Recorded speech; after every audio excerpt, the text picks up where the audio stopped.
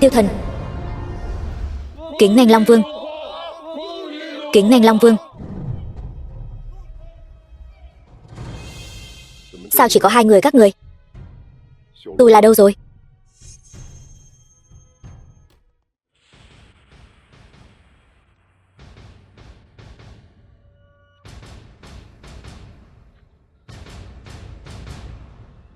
Nói. Chuyện gì vậy? Bẩm Long Vương, Mỹ trái phép xâm phạm không phận nước ta, Tu La một mình xoay sở. Kết quả là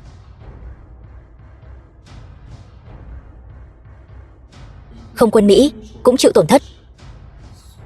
Tất cả phi hành đoàn tạm thời bị chúng tôi giam giữ.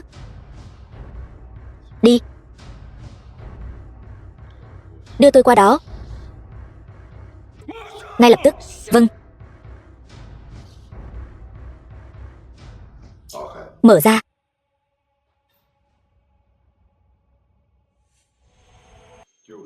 Chính là các người xâm phạm không phận tôi, hại tướng sĩ của tôi.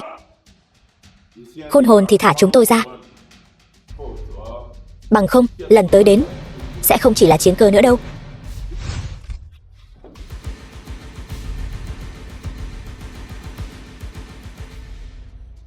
Ông đang ngược đãi tù binh đấy.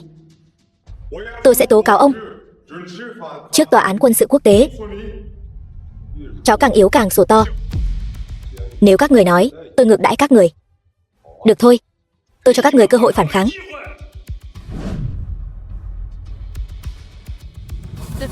Đưa bọn họ đi. Dựng đài sinh tử.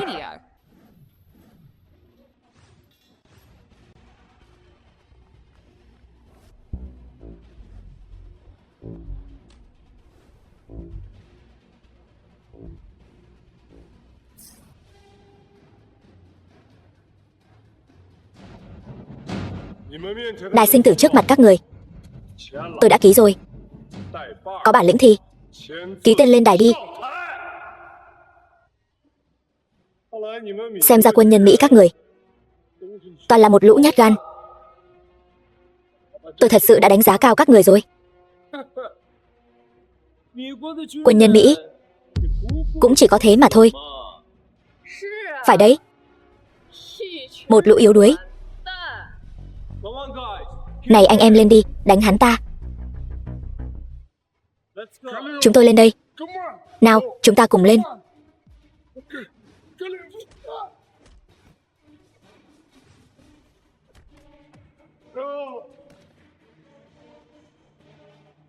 Chỉ thế này thôi sao? Khốn nạn, ngươi vô sỉ, dám đánh lén. Mày ký tên rồi, lên đây.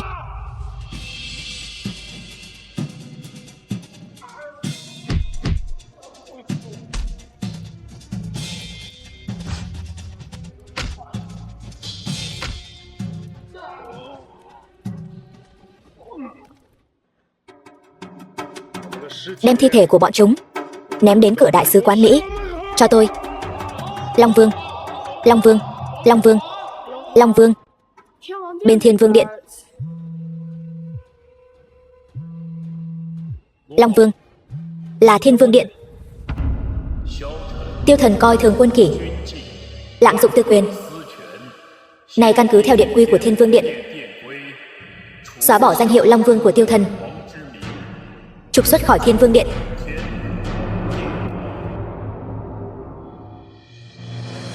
Cung Hữu Phúc. Kính nghênh Long Vương. Tham kiến Long Vương. Tôi chỉ là về nhà thôi mà, đâu phải đã hy sinh. Làm gì mà nghiêm trọng thế? Đứng dậy đi. Anh em, đứng dậy hết đi. Tạ ơn Long Vương, tạ Long Vương, đà tạ Long Vương. Đừng gọi tôi như thế nữa. Tôi đã không còn là Long Vương của các người nữa rồi. Một ngày là Long Vương, cả đời là Long Vương. 6 năm trước, tôi bị Tiêu gia đuổi ra ngoài, vô tình cùng một người phụ nữ nảy sinh tình cảm.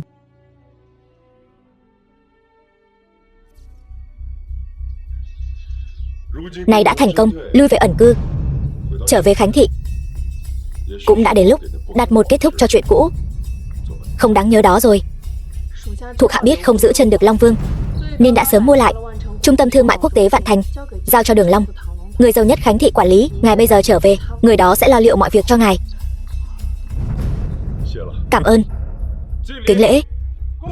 Kính tiễn Long Vương. Kính tiễn Long Vương. Ăn. Chỉ biết ăn thôi. Dừng tay. Trẻ con mà bà cũng bắt nạt. Bà là súc sinh hả? Mày là cái thá gì? Dám xen vào chuyện của tao? Chỉ là một phế vật của Tố gia thôi. Tao muốn chơi thế nào thì chơi thế đó. Của Tố gia sao? Bé con nhà ai thế? Cái này còn phải hỏi. Đương nhiên là của con đàn bà Tố Uyển Thu đó. Thật không biết Tố Uyển Thu nghĩ cái gì nữa. Bao nhiêu thiếu gia nhà giàu, cô ta không chọn, cứ nhất định chọn một tên ăn mày hôi hám, lại còn sinh ra một tiểu phế vật đáng ghét. Mặt mũi Tố gia đều bị cô ta làm mất hết rồi. Bé con, mẹ con đâu rồi? Mẹ đi làm rồi. Đi làm? Đi làm cái quái gì? Tố Uyển Thu suốt ngày ở Kim Bích Các lêu lổng cùng mấy tên đàn ông lạ, làm gì có tâm trí quan tâm đến con gái mình. Kim Bích Các, hộp đêm sao? Mày cũng biết chỗ đó hả? Vậy xem ra Tố Uyển Thu làm công việc gì? Cũng không cần tao nói nhiều nữa rồi. Bà còn dám bịa chuyện xúc phạm vợ tôi, tin tôi lấy mạng bà luôn không? Mày là cái thằng nhóc nghèo năm đó. Đúng vậy. Tiêu thần tôi đã trở về rồi. Tiểu Thảo, ba đây con. Ba ơi, sao ba bây giờ mới về? Mẹ đã. Không sao. Không sao. Ba đưa con đi tìm mẹ nhé. Xem tôi xử lý cô thế nào đây. Đồ phế vật, tao cho mày đi đời.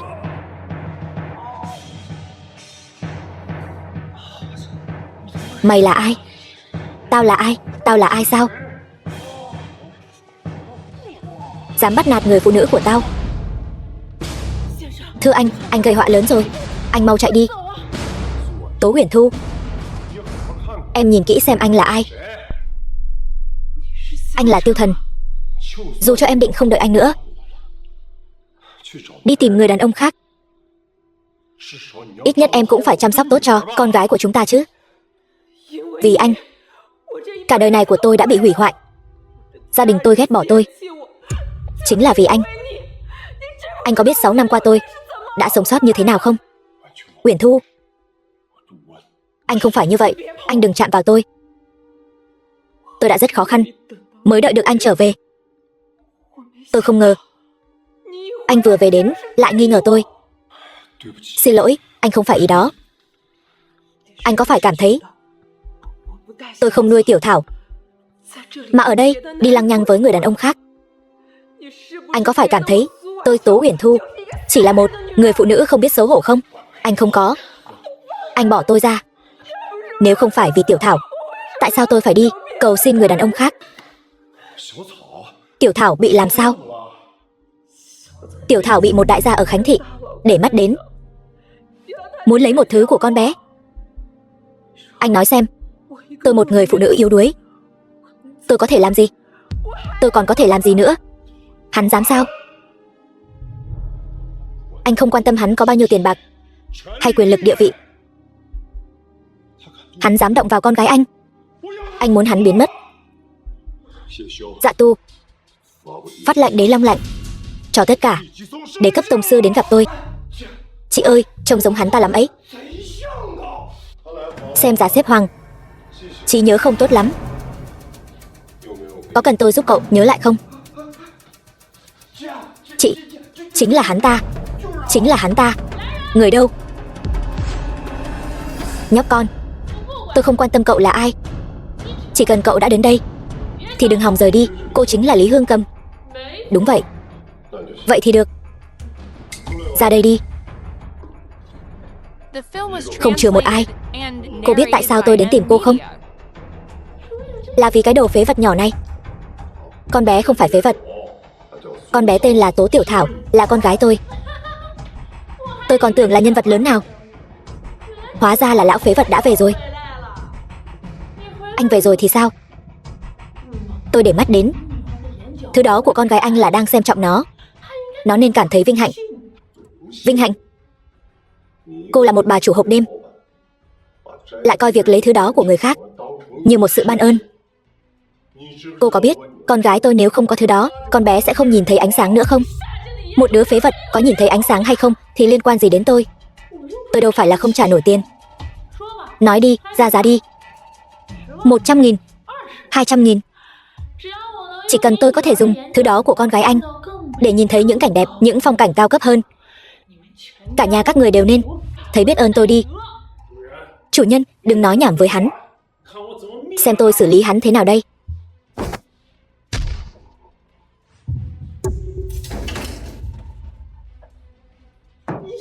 Em lên đi. Em... Chị, lợi hại quá. Không đánh lại.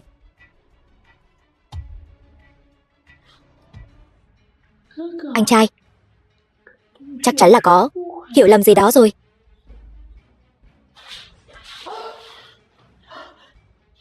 Mặt của tôi. Mày dám hủy hoại khuôn mặt cao quý của tao, tao sẽ xử lý mày. Tao nhất định phải xử lý mày. Tao sẽ xử lý mày. Động một tí là đòi xử lý. Mạng người trong mắt cô rẻ mặt đến thế sao? Thật là không coi pháp luật ra gì. Ở Khánh Thị, tao chính là pháp luật. Ở Khánh Thị, tao nói thứ hai, không ai dám nói thứ nhất. Tao chính là nữ hoàng của thành phố này. Nữ hoàng cái quái gì? Chỉ là một bà già ở hộp đêm thôi.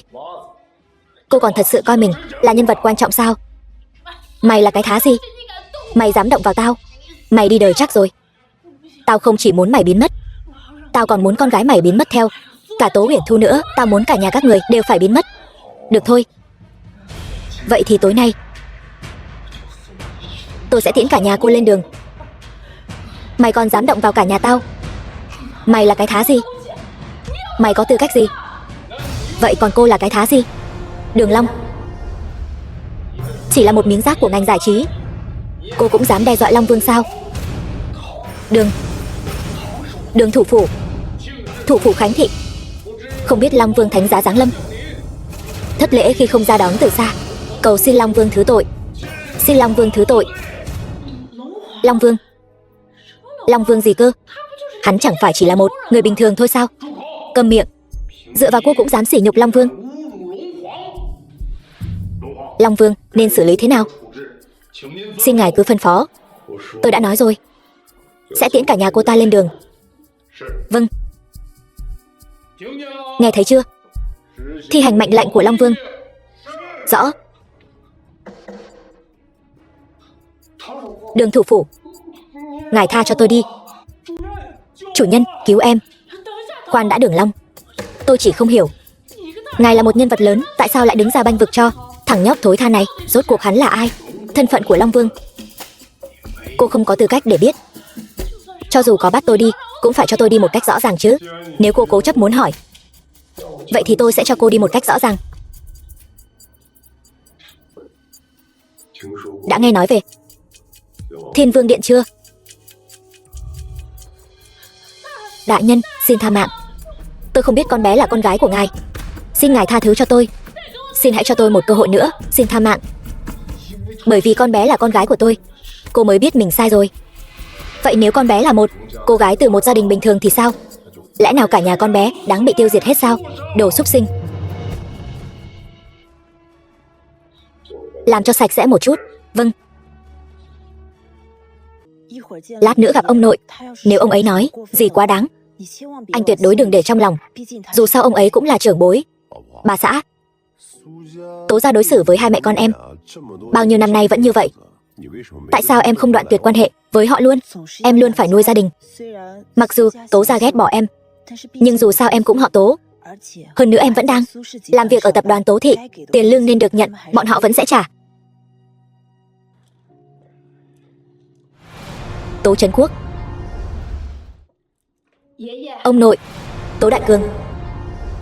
Đây là món quà đặc biệt mà Tiêu Thần chuẩn bị cho ông. Ông nội, biết rồi. Không thấy tôi đang bận ở đây sao? Để sang một bên đi. Tiêu Thần, tôi nghe nói cháu hôm qua vừa mới về, đã đánh người làm nhà tôi. Cô ta cho Tiểu Thảo ăn đồ ăn của chó. Đáng đánh. Lão gia, ông đừng nghe nó nói bậy. Là do nó thấy Tố Tiểu Thảo vàng vọt gầy gò, có oán niệm với Tố gia chúng ta, cho nên nó lại trút giận lên tôi. Vàng vọt gầy gò, đó là do Tố Tiểu Thảo tự kén ăn, không thể trách người khác được. Không có số công chúa, nhưng lại mắc bệnh công chúa. Tiêu Thần, chuyện như này cháu nên dạy dỗ cho tốt con gái của chính cháu, chứ không phải ức hiếp người làm của Tố gia. Cháu coi lão gia tôi không tồn tại sao? Ông nội, Tiêu Thần anh ấy đã biết sai rồi. Chuyện như thế này tôi không muốn thấy lần thứ hai.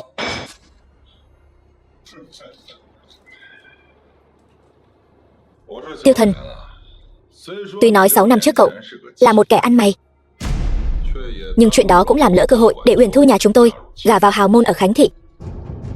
Giờ cậu đã về rồi, muốn ở rể Tố gia chúng ta thì cũng phải xem thử cậu có cái vốn đó không đã. Nói không sai. Tiêu Thần, nghe nói mấy năm nay cháu đã ra nước ngoài, làm ăn thế nào rồi?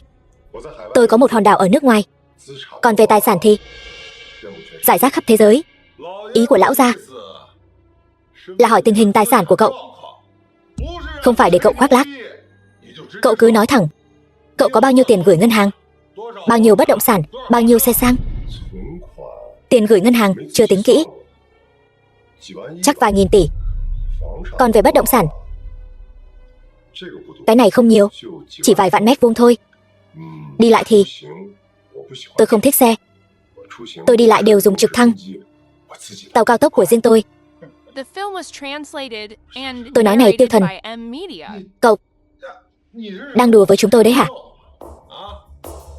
Cậu nói làm tôi cười đau cả bụng. Đúng rồi, một siêu tỷ phú như cậu chẳng phải nên có công ty riêng sao? Về công ty riêng thì có. Công ty tôi mở tên là Thiên Vương Điện, còn tôi là điện chủ Thiên Vương Điện.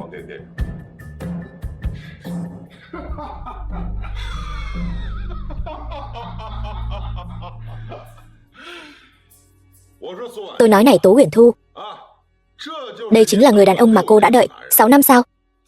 Tài sản hơn 1000 tỷ hả? Đi trực thăng. Đúng rồi, cái công ty của anh ở nước ngoài ấy chắc không phải là công ty ăn xin đấy chứ? Tiêu Thần, anh không thấy mất mặt hả? Vợ ơi, anh nói thật đấy, anh vì sĩ diện mà khoác lác nói dối, thật không có khí phách. Chuyện gì vậy? Tố Thi Mạn. Mà mọi người cười vui thế. Trương Thiên Hạo. Thiên Hạo, Thi Mạn, hai đứa cuối cùng cũng về rồi, mau vào ngồi đi nào.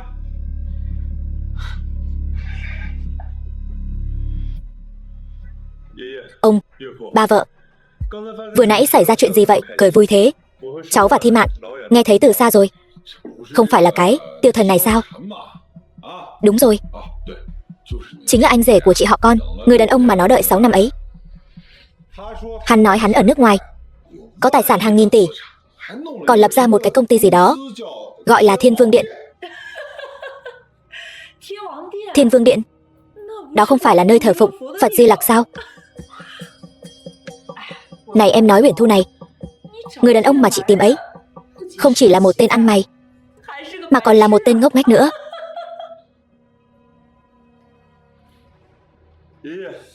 Ông ơi, lần này đến vội vàng, cháu chuẩn bị cho ông một chút quà nhỏ. Đây là... Ông ơi, cái này là báu vật trấn tiệp của Bách Thảo Đường. Nhân sâm núi hoang 30 năm tuổi, trị giá hơn 10 vạn đấy. Anh Hạo nhà chúng cháu đặc biệt mang đến để biếu ông đấy. Thiên Hạo, thật có lòng quá. Chuyện nên làm mà, ông thích là được rồi. Tỷ phú, anh chắc phải mang đến một món quà vô giá chứ nhỉ? Mau lấy ra đi, cho mọi người xem nào. Vô giá gì chứ? Chẳng phải đang để ở kia, chỉ là mấy chục tệ đồ bổ thôi.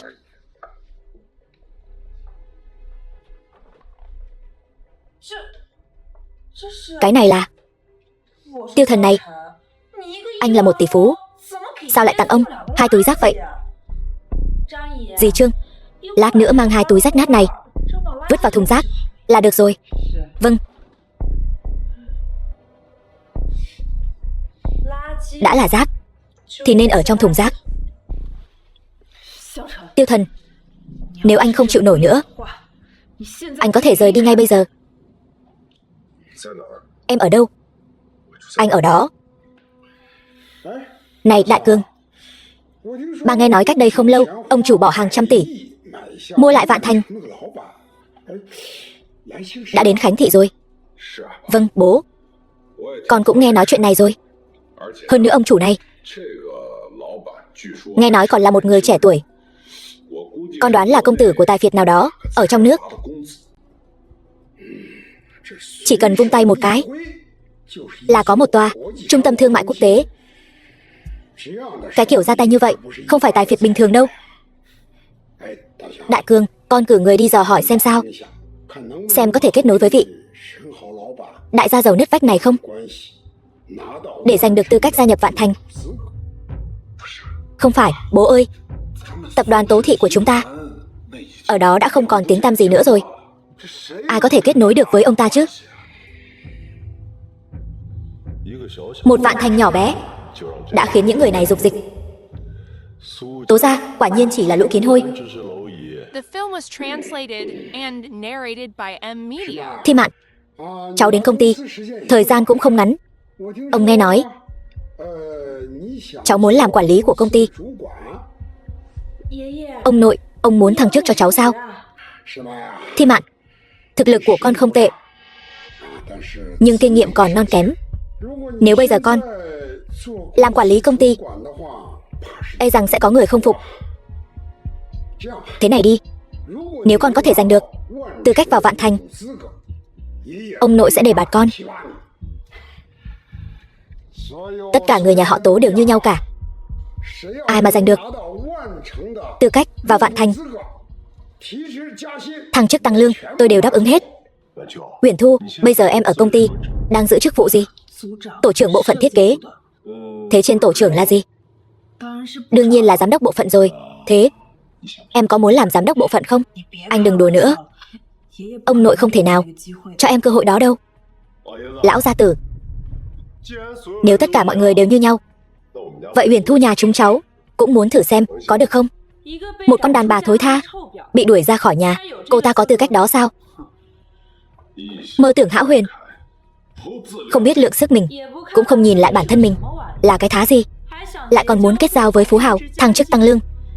Đúng là kẻ si nói mộng. Anh mau ngồi xuống, đừng nói bậy nữa. Em làm gì có tư cách đó chứ? Không thử sao biết được. Thế nào lão gia tử? Nếu Uyển Thu nhà chúng tôi cũng có thể giành được cái này, tư cách vào Vạn Thành, ông có thể cho cô ấy thăng chức tăng lương và phân phối cổ phần không? Được thôi. Thế nếu cô ấy muốn làm giám đốc bộ phận thiết kế của tập đoàn Tố Thị thì sao? Được. Được. Nhất trí. Em nói này Tố Uyển Thu, cái vận may của chị cũng tốt thật đấy. Thế mà lại tìm được một kẻ kỳ quặc làm chồng. Này, nếu anh khoác lác giỏi thế, sao anh không nói thẳng luôn là anh chính là vị thiếu gia giàu có đó, người đã bỏ ra 10 tỷ mua lại Vạn Thành luôn đi? Nếu tôi nói với cô chính là tôi, cô có tin không? Tôi tin. Mới lạ. Ông xã, anh xem cái tên đáng ghét đó. Đã nói đỡ cho vợ rồi, sao anh không bày tỏ thái độ gì với em vậy? Anh chỉ chờ em lên tiếng thôi. Ông nội, chuyện gia nhập Vạn Thành này cứ để cháu lo. Thật sao Thiên Hạo? Phải. Tuy nói vị công tử giàu có kia thấy đầu không thấy đuôi, rất khó liên lạc, nhưng nhà họ Trương chúng con ở Khánh Thị cũng là đại gia tộc, người có máu mặt, chẳng phải chỉ là tốn chút tiền chạy quan hệ thôi sao? Đơn giản. Đúng, con nghe nói vị thiếu gia này là một ông chủ chỉ biết ngồi chơi sơi nước, mọi việc lớn nhỏ ở Vạn Thành đều giao cho thủ phủ Khánh Thị này, là Đường Long xử lý. Thủ phủ Đường hả? Vậy thì càng đơn giản rồi. Ba con và thủ phủ Đường có mối quan hệ khá tốt, tin rằng tốn chút tiền, chuyện này sẽ không mất bao lâu là giải quyết xong. Thiên Hạo, cảm ơn cháu nhiều lắm. Cháu đúng là chàng rể tốt của nhà ta mà. Ông ơi, đều là người một nhà mà, không cần khách sáo vậy đâu.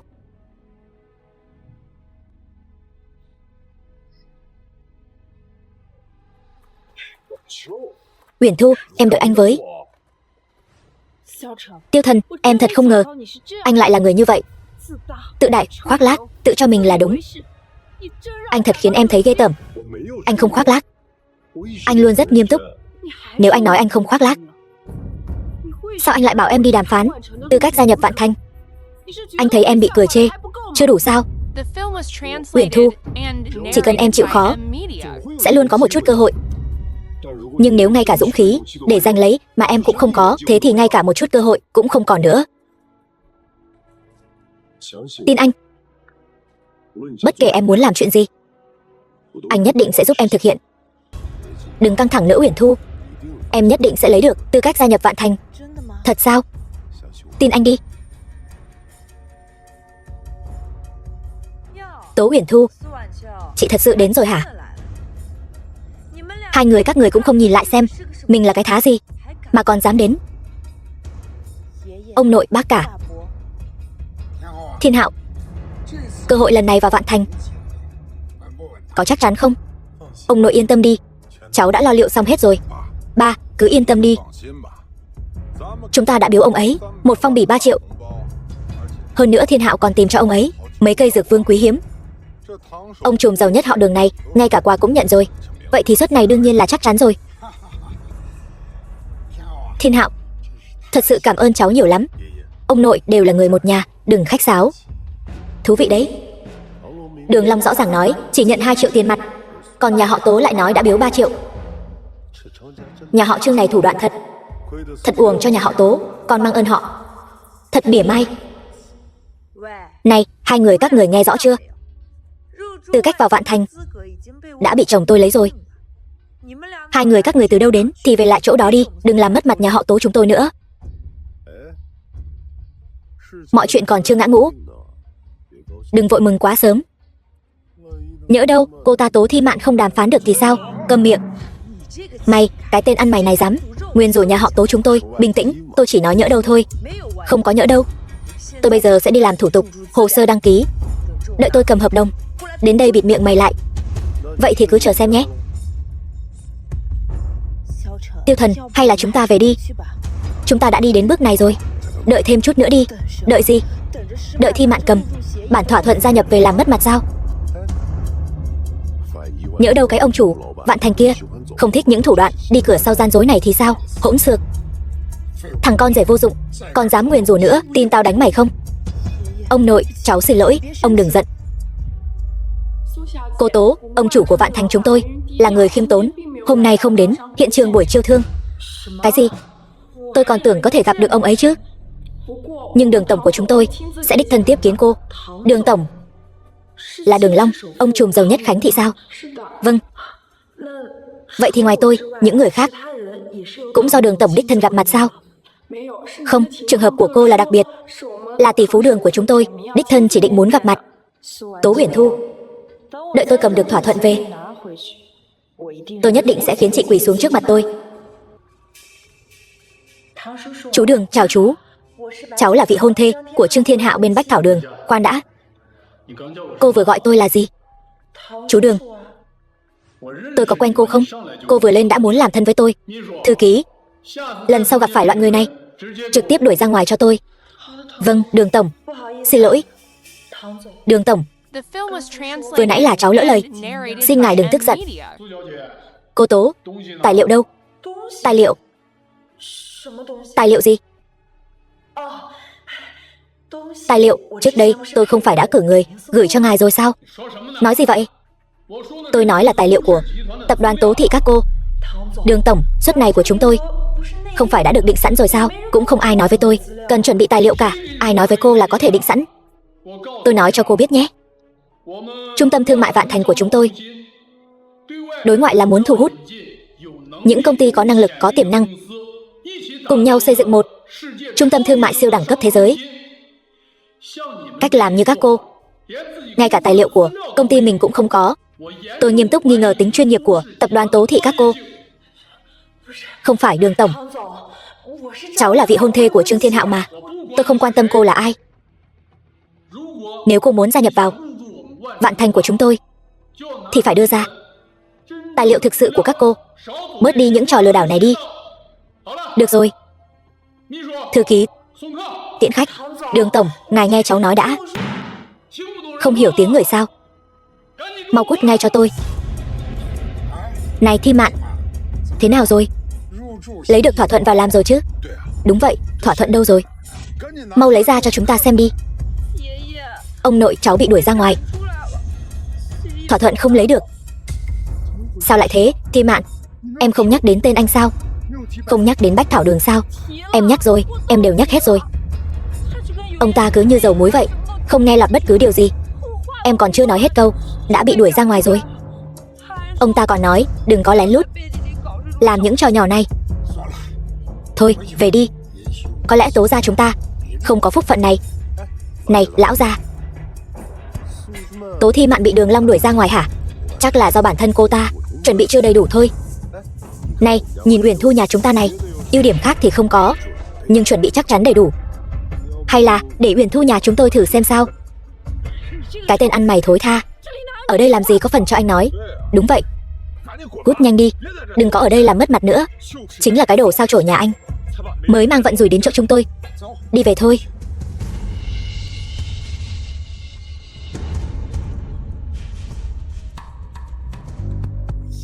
Hay là thôi đi.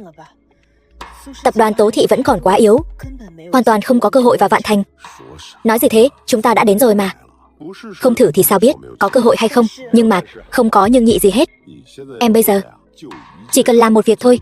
Đi vào thôi, đàm phán lấy Vạn Thành về nào. Sau đó chúng ta cầm lấy bản thỏa thuận về tập đoàn Tố Thị, đánh mạnh vào mặt đám tiểu đáng yêu đó. Anh thật sự tin em như vậy sao?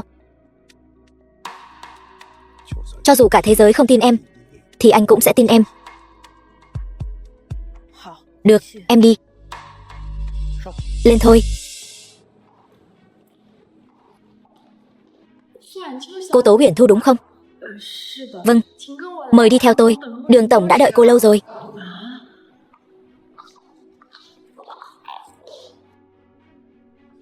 Đường tổng, cô Tố Uyển Thu đến rồi. Chị dâu mau, mời ngồi. Cái này Đường tổng, vừa nãy anh gọi tôi là gì? Cô Tố, tôi rót nước cho cô nhé. Uống chút nước đi. Cảm ơn Đường tổng. Đúng rồi, Đường tổng, đây là tài liệu của tập đoàn Tố Thị chúng tôi, xin ngài xem qua. Mặc dù tập đoàn Tố Thị chúng tôi chỉ là một doanh nghiệp may mặc hạng 2, nhưng sản xuất, thiết kế, chất lượng, đóng gói, vận hành, quảng bá và dịch vụ hậu mãi, phục vụ khách hàng đều tuân thủ triết lý kinh doanh, hoàn thiện bản thân làm mục tiêu. Cô Tố, tài liệu các cô chuẩn bị thật sự rất đầy đủ. Nếu bên các cô không có vấn đề gì,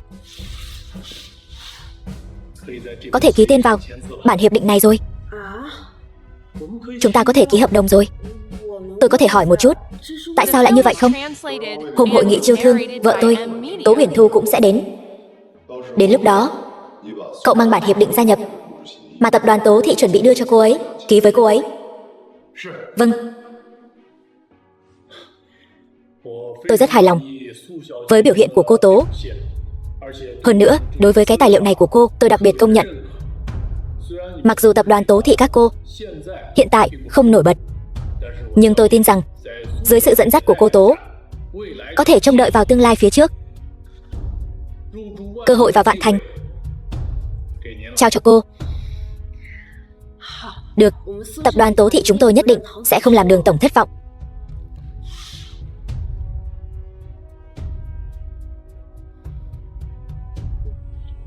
Tiêu Thần, em lấy được hiệp định gia nhập rồi. Anh biết ngay mà, em nhất định sẽ thành công. Nhưng em chỉ cảm thấy hơi quá nhanh. Hình như có gì đó không đúng. Có gì mà không đúng chứ? Nỗ lực sẽ được đền đáp. Đây là điều em xứng đáng nhận được. Đi thôi, chúng ta đi về. Cũng đến lúc cho bọn họ nhìn em bằng con mắt khác rồi.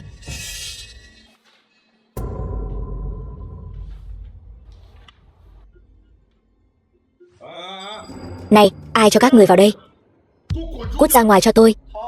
Hai người họ cũng có thể. Tại sao chúng tôi lại không thể đến chứ? Đây là cuộc họp cấp cao của tập đoàn Tố Thị. Hai người không có tư cách tham gia. Nếu Uyển Thu nhà tôi là giám đốc bộ phận thiết kế thì có tư cách không? Anh nói Tố Uyển Thu là giám đốc thì cô ấy chính là giám đốc đấy. Cái tên ăn mày thối tha, thằng rể phế vật này có tư cách gì để so với tôi và Thiên Hạo? Nếu là so về việc chẳng làm được trò trống gì, chỉ giỏi phá hoại, thì đúng là không thể so được với hai người. Anh ông nội, chuyện ông nói trước đây còn tính không? Uyển Thu nhà chúng ta chỉ cần giúp tập đoàn Tố Thị giành được tư cách vào vạn thành thì sẽ cho cô ấy làm giám đốc bộ phận thiết kế. Tôi nói đầu óc của anh có phải bị kẹp cửa rồi không? Cố ý lấy chuyện này ra để chế giễu ông nội phải không? Chế giễu? Tại sao lại nói vậy? Anh biết rõ còn hỏi. Loại người như anh rắc muối vào vết thương của ông nội đúng là không bằng cả động vật. Còn chị nữa, Tố Uyển Thu, mau dắt cái tên chồng ăn mày này của chị về đi. Đừng ra ngoài làm người ta buồn nôn nữa. Em mới làm người ta buồn nôn. Chị có ý gì? Ông nội, lần này cháu đến không phải để làm ông thêm bực mình. Ngược lại, cháu đến để mang đến cho mọi người một tin tốt. Tin tốt gì? Kế hoạch vào vạn thành đã thành công rồi. Cái này sao có thể chứ? Chỉ dựa vào chị. Mở to mắt của các người ra mà nhìn cho rõ. Đây là thỏa thuận vào vạn thành của tập đoàn Tố Thị, do Uyển Thu nhà chúng ta đàm phán được. Sao có thể chứ? Chúng tôi vắt óc suy nghĩ, dùng hết mọi cách, thậm chí còn nhờ Bách Thảo Đường nhà họ Trương ra mặt cũng không lấy được thỏa thuận này. Uyển Thu một mình lại lấy được. Không sai, vợ tôi chính là xuất sắc như vậy đấy. Đùa gì vậy chứ? Không thể nào.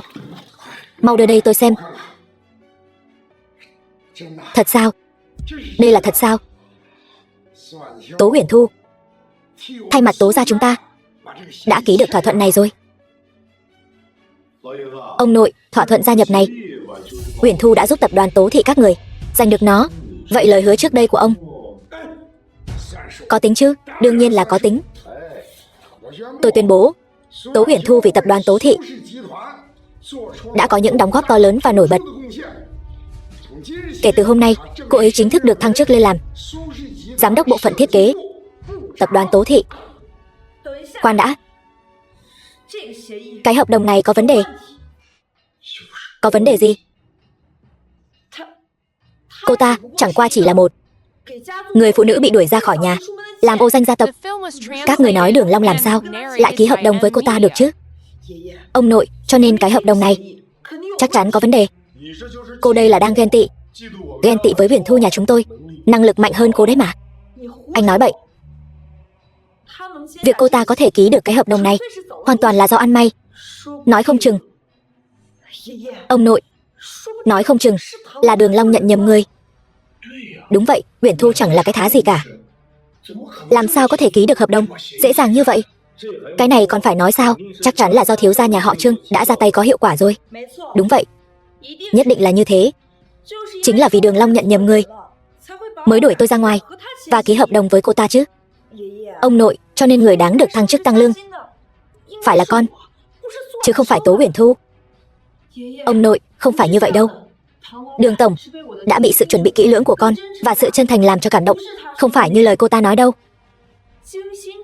chuẩn bị kỹ lưỡng và chân thành. Cô Tố Uyển Thu, tôi hỏi cô một câu. Sự chân thành của cô đáng giá bao nhiêu tiền? Ông nội, cái hợp đồng này thật sự... Câm miệng. Theo tôi thấy, quả thật có khả năng là Đường tổng đã nhận nhầm người. Bằng không, với năng lực làm việc của Uyển Thu thì không thể nào giành được cái hợp đồng hợp tác này. Nói bậy, ông già. Hợp đồng hợp tác là do Uyển Thu nhà chúng tôi giành được đấy. Ông lại quyết định thưởng cho Tố Thi Mạn.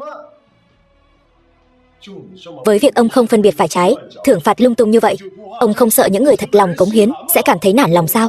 Câm miệng. Mày dám nghi ngờ tao sao? Các người có nghĩ tới Đường Long có mắt nhìn người tài, cảm thấy Uyển Thu là một nhân tài, cho nên mới đưa hợp đồng hợp tác cho Uyển Thu nhà chúng tôi.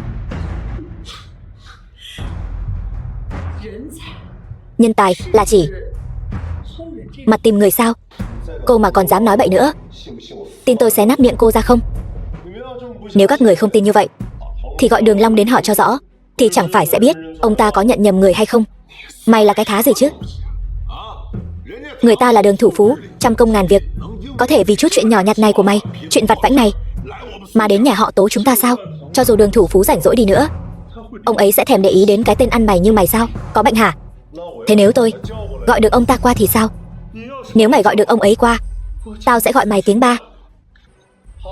Được đấy con trai. Mày, alo, Đường thủ phú.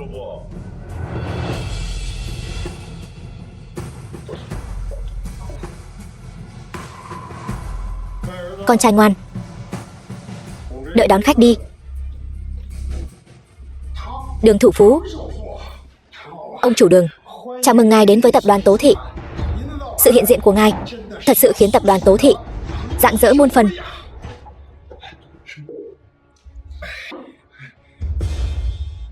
Cháu chào chú Đường.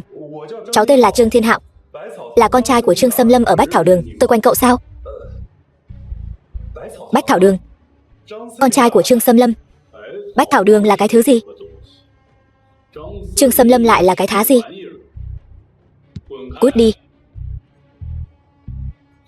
Ông chủ Tố, tôi Đường Long ghét nhất là tham ô nhận hối lộ, lạm quyền làm trái phép. Sau này đừng làm những trò mờ ám này nữa.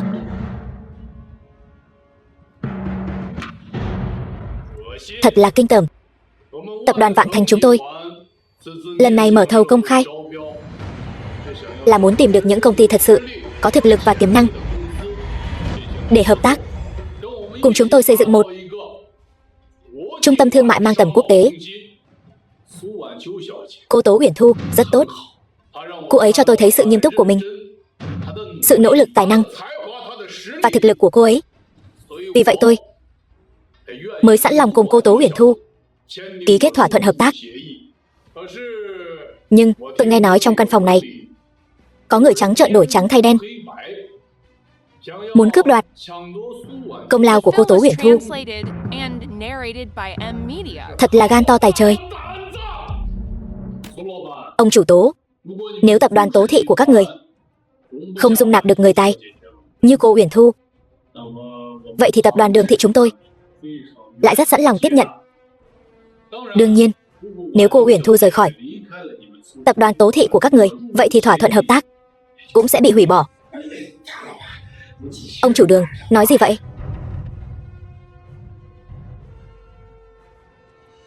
Cô Uyển Thu, tập đoàn Đường Thị chúng tôi vô cùng chân thành mời cô gia nhập.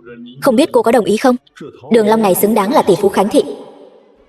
Chỉ vài câu nói ngắn gọn đã có thể xoay chuyển tình thế, làm nhanh gọn.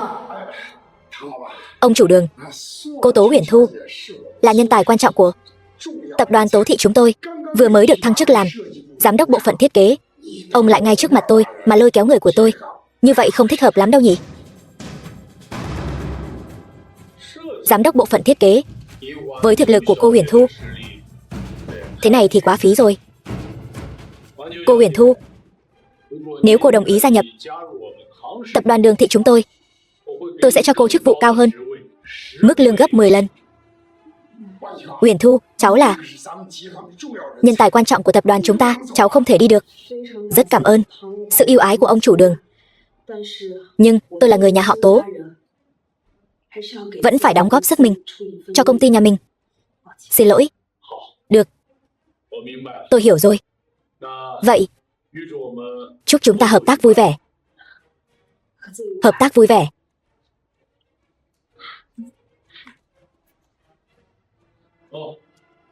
Đúng rồi. Lần này các người đi cửa sau bằng cách tặng quà, để ông chủ cấp trên của tôi biết được. Ông ấy rất tức giận. Ông ấy bảo tôi chuyển lời đến các người, đừng giở trò gì nữa. Nếu còn xảy ra bất kỳ tình huống nào, thỏa thuận hợp tác sẽ bị chấm dứt bất cứ lúc nào.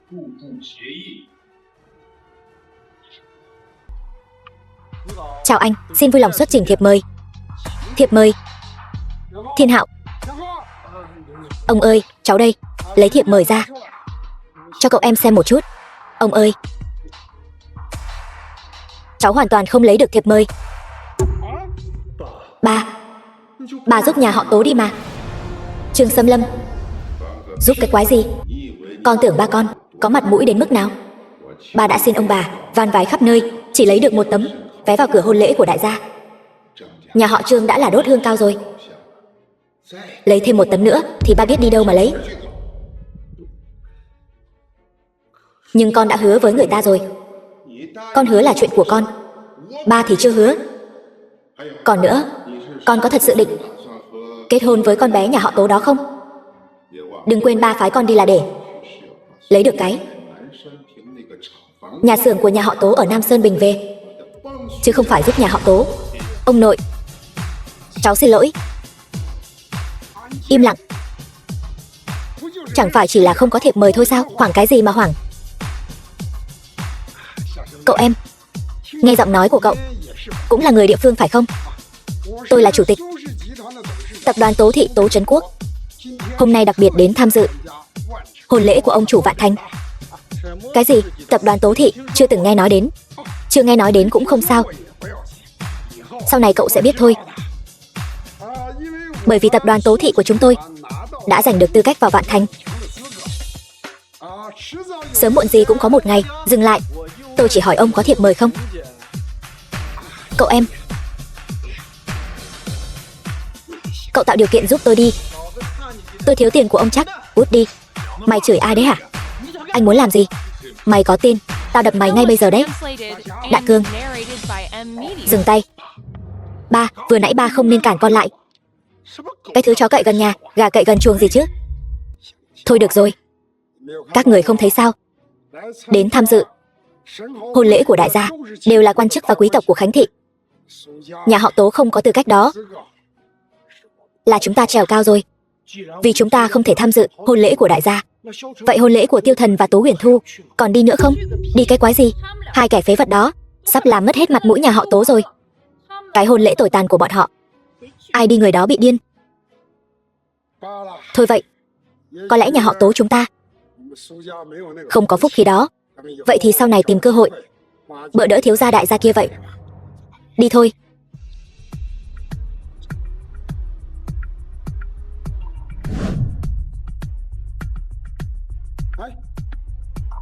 Người mặc lễ phục kia là ông chủ bí ẩn đứng sau Vạn Thành sao? Ba, người đông quá, không nhìn rõ mặt. Cô dâu xuống xe rồi.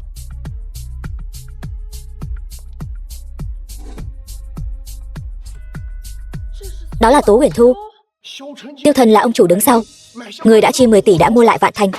Tố Uyển Thu lại là người con gái may mắn nhất trên thế giới. Không thể nào, tuyệt đối không thể nào.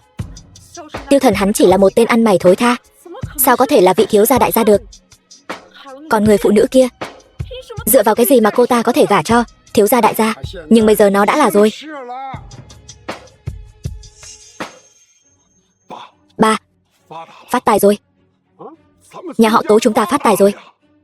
Ba nghĩ xem, nếu Tiêu Thần này cưới Tố Uyển Thu thì hắn chính là cháu rể của ba rồi. Được rồi, mọi người đừng ngây ra nữa. Chúng ta là người thân và trưởng bối của Tố Uyển Thu. Chúng ta phải nhanh chóng vào trong, tham dự hôn lễ của nó. Đúng, đi nhanh lên. Làm gì đấy? Không phải đã bảo các người cút hết rồi sao? Lũ chó giữ cửa các người, tốt nhất là mau tránh ra cho tao. Đại gia kết hôn bên trong, và vợ của hắn, đó là người nhà họ Tố chúng tao. Nếu còn không tránh ra, cẩn thận tao đánh gãy chân của mày. Không có thiệp mời, cút. Tao nói cho mày biết, tao là bác cả của Tố Uyển Thu.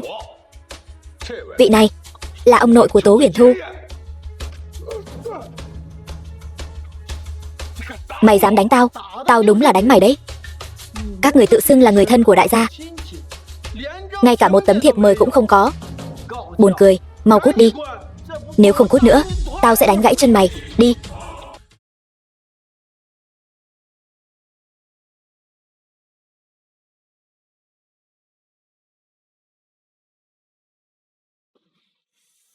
Tiêu Thần, đây là thật sao?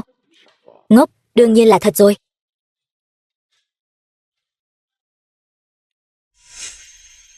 Tiêu Thần, cái này đừng nói nữa.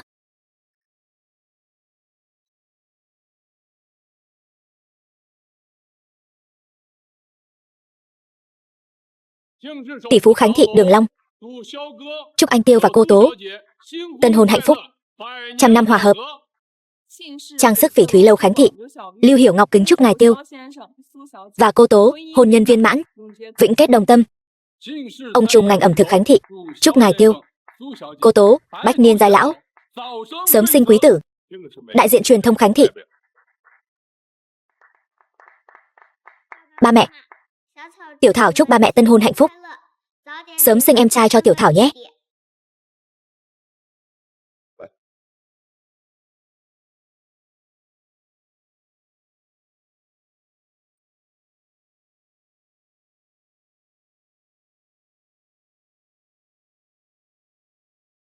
Hôm nay hoa nở khắp thành, tím đỏ rực rỡ, cũng chỉ vì em mà đến. Tôi, Tiêu Thần xin thể tại đây, dù có phải dùng cả đời, cũng sẽ đưa hai mẹ con ngắm nhìn hết phồn hoa thế gian này.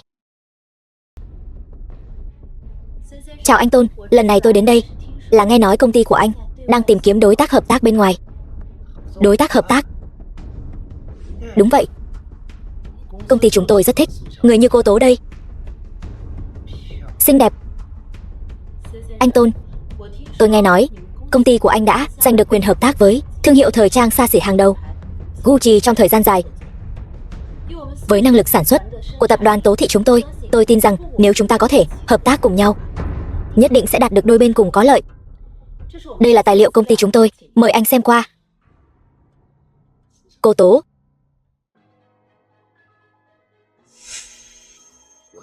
Tôn Lôi, khi đàm phán làm ăn có một quy tắc. Anh Tôn, e rằng thế này không tiện. Được, thế này đi, chúng ta uống một ly.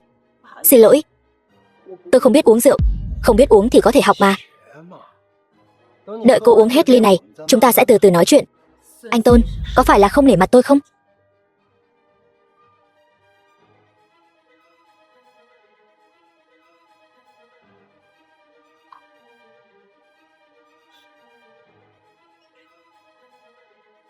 Cô uống ít thế, cho cá voi uống chắc. Anh Tôn, tôi càng nhìn cô càng thích. Anh Tôn, xin anh hãy tự trọng. Tự trọng? Cô đã đến tìm tôi, Tôn Lôi, để bàn chuyện làm ăn rồi còn giả vờ cái gì nữa? Muốn hợp tác với Tôn Lôi tôi, đúng không? Có thể mặc bộ quần áo này vào, tìm một khách sạn, phục vụ tôi thật tốt. Nếu tôi hài lòng, tôi sẽ lập tức ký hợp đồng. Còn muốn chạy?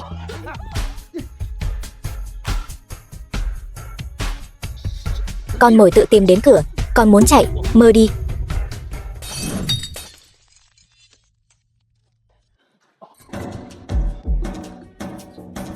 Anh Tôn, tôi không cố ý.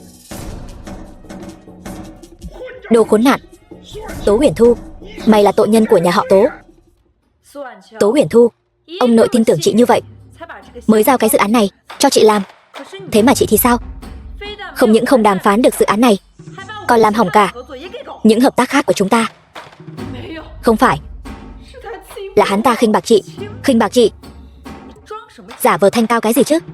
Ngay cả tên ăn mày đó cũng có thể chạm vào chị. Người ta là thiếu gia lớn của tập đoàn Tôn Thị, chạm vào chị một cái thì sao chứ? Chẳng lẽ hắn ta còn không bằng tên ăn mày đó sao? Con có biết không, tập đoàn Tôn Thị đó là đối tác quan trọng nhất của chúng ta. Một khi hợp tác chấm dứt, thu nhập của nhà họ Tố chúng ta sẽ trực tiếp mất đi một nửa. Chị nghe rõ chưa? Tất cả chuyện này đều là tại chị. Nếu như chị mà có chút lương tâm thì mau đi xin lỗi đại thiếu gia đi. Không phải chỉ là ngủ một giấc thôi sao? Hơn nữa, đâu phải chị chưa từng ngủ với ai. Em nói bậy. Được, được, em nói bậy. Vậy bây giờ chị nói cho chúng ta biết, chị đi hay không đi? Nếu không đi thì lập tức cút ra khỏi nhà họ Tố cho tôi. Đúng, cút ra khỏi nhà họ Tố. Nhà họ Tố chúng ta sao lại sinh ra cái đầu phá của như cô? Cút ngay bây giờ. Tố Uyển Thu, mày đi ngay. Nhà họ Tố chúng ta không nuôi nổi loại vong ân bội nghĩa như mày. Ông nội, ngay cả ông cũng muốn đuổi cháu đi sao? Uyển Thu, cháu làm ông quá thất vọng rồi. 6 năm trước, cháu làm nhà họ Tố ta mất mặt. Ông nhịn rồi. Cháu nhất quyết muốn ở bên tên ăn mày Tiêu Thần đó và kết hôn với hắn. Ông không ngăn cản. Cháu và Tiêu Thần dùng thân phận đại gia giả để lừa gạt ông. Ông cũng không so đo với cháu. Vốn nghĩ cháu có thể tiến bộ, không ngờ cháu lại không có chí tiến thủ như vậy. Cháu đi dùng. Nhà họ Tố ta từ nay về sau ân đoạn nghĩa tuyệt với cháu. Tôi Tố Trấn Quốc không có đứa cháu gái như mày. Ông nội, cút, cút ngay cho tao. Cái đồ sao chổi, nhìn xem nó hại nhà họ Tố chúng ta thành ra thế nào rồi. Thôi được rồi, đừng nói nữa, đừng oán trách nữa. Nhà họ Tôn lòng dạ hẹp hòi. Thiên Hạo, ông nội, xem ba cháu có thể giúp nhà họ Tố chúng ta nói đỡ được không? Chuyện này thì e rằng hơi khó. Thiên Hạo, ba chúng ta lợi hại như vậy, tập đoàn Tôn Thị chắc chắn sẽ nể mặt ba chúng ta chứ. Anh cứ coi như là giúp nhà chúng ta một việc. Vậy được rồi, anh gọi điện cho ba.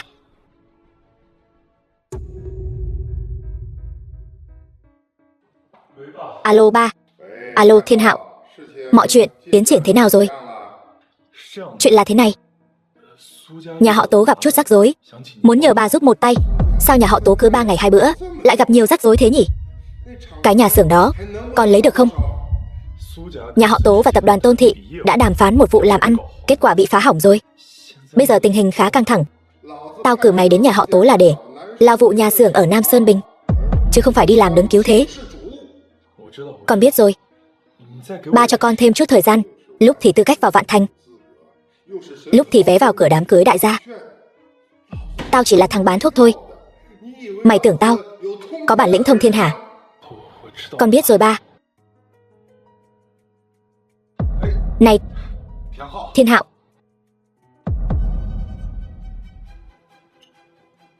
Thiên Hạo, chuyện tập đoàn Tôn Thị này có ổn thỏa không? Ba, đừng lo nữa.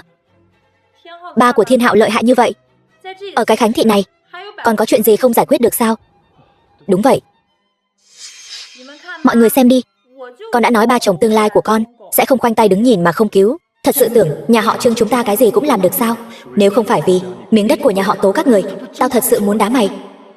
Thiên Hạo, thật sự cảm ơn cháu rất nhiều.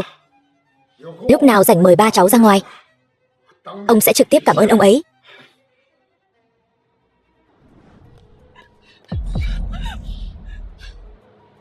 Tại sao? Tại sao? Rõ ràng tôi đã rất cố gắng rồi. Sao mọi người vẫn đối xử với tôi như vậy?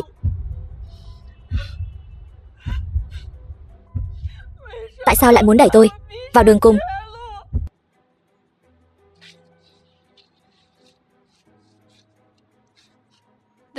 Muốn khóc thì cứ khóc đi. Khóc xong rồi mọi chuyện sẽ qua thôi.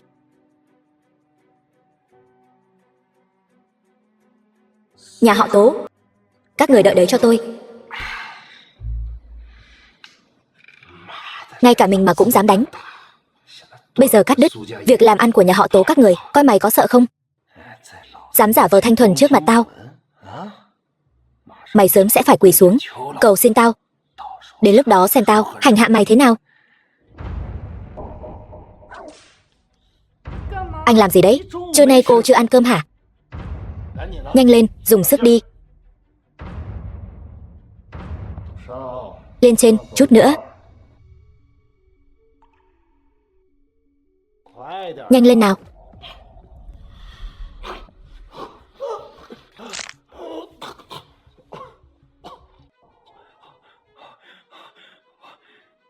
Mày là ai? Sao mày vào được đây? Tao sao? Đương nhiên là từ đằng kia vào rồi. Mày muốn làm gì? Tao muốn làm gì? Đương nhiên là tìm mày tính sổ rồi.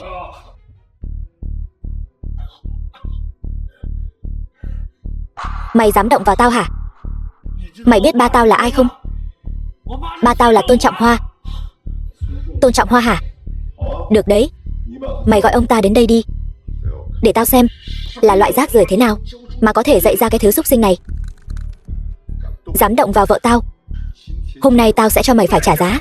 Đợi ba tao về rồi, nhất định sẽ tiễn vong mày. Mày làm gì đấy? Mày đừng qua đây. Hết giờ rồi nhỉ? Tao tiễn mày lên đường. Anh Tiêu, xin nương tay.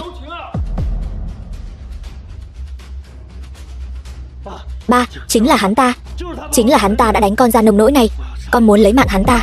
Bà giúp con báo thù đi. Đúng là cái thứ không biết điều. Anh Tiêu, đó cũng là người mà mày có thể chọc vào sao? Mày muốn hại nhà họ Tôn chúng ta sao?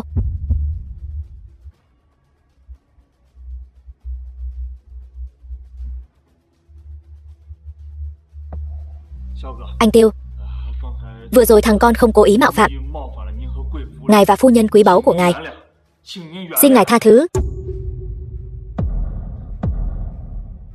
Anh Tiêu, tôi phế nó đi để tạ lỗi với ngài.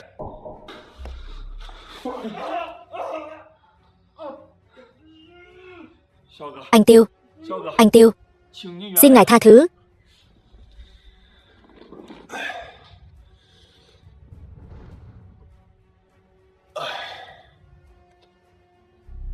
Bấm rất thoải mái. Cảm ơn.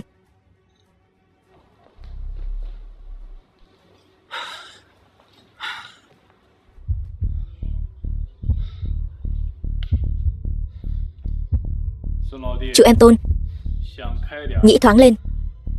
Bây giờ mau chóng tìm một bác sĩ khoa xương, chắc vẫn có thể chữa được. Không, chuyện này dừng lại ở đây, để nó đứng dậy lại. E rằng ngay cả mạng cũng không còn. Đầu óc của ông vẫn còn linh hoạt đấy. Cái thằng nghiệt xúc này suýt nữa đã hại nhà họ Tôn chúng ta. Nửa đời sau cứ để nó nằm trên giường đi, để khỏi ngày nào cũng gây chuyện thị phi cho tôi. Anh Đường, anh nói chuyện này còn có đường xoay sở không? Vậy thì xem cậu hành động thế nào.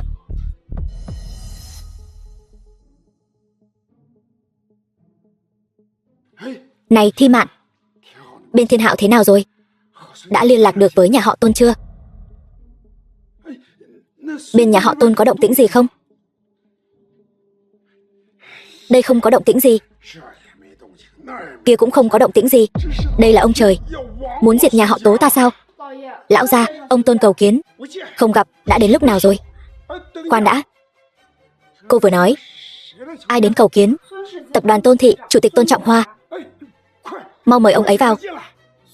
Tố lão tiên sinh, hậu bối Tôn Trọng Hoa đặc biệt thay thằng con Tôn Lôi đến tạ lỗi với ngài đây. Đâu có đâu, ngài có thể đến nhà họ Tố, đã khiến nhà họ Tố rạng rỡ rồi. Đâu có chuyện tạ lỗi gì đâu. Đúng rồi, con trai ngài không sao chứ? Tố lão gia, ngài tuyệt đối không thể nói như vậy được. Đó đều là thằng con, nó tự làm tự chịu. Dám có ý đồ với Tố tiểu thư, đó chính là không biết phải trái. Tôi có chuẩn bị chút lễ mọn Và còn có hợp đồng chiến lược hợp tác lâu dài giữa hai nhà Tố Tôn chúng ta. Ngài nhất định đừng chấp kẻ nhỏ nhen như tôi. Được rồi. Thi Mạn, đây không phải là bên Thiên Hạo đã phát huy tác dụng rồi sao? Chắc chắn rồi. Nếu không, chủ tịch người ta có thể đích thân đến sao? Ngài xem, ngài đến thì cứ đến. Sao còn mang theo đồ vậy? Vậy tôi xin nhận vậy nhé. Ngài là? Tôi là vị hôn thê của Trương Thiên Hạo. Chắc chắn là nể mặt Bách Thảo Đường Trương gia chúng tôi nên mới đến đây đúng không? Trương Thiên Hạo là ai? Bách Thảo Đường là cái thứ gì? Tôi căn bản không quen biết. Trương gia gì chứ? Còn nữa, cô không phải Tố Uyển Thu. Sao tôi có thể là người phụ nữ đó được? Không phải Tố Uyển Thu thì cô ở đây làm loạn gì?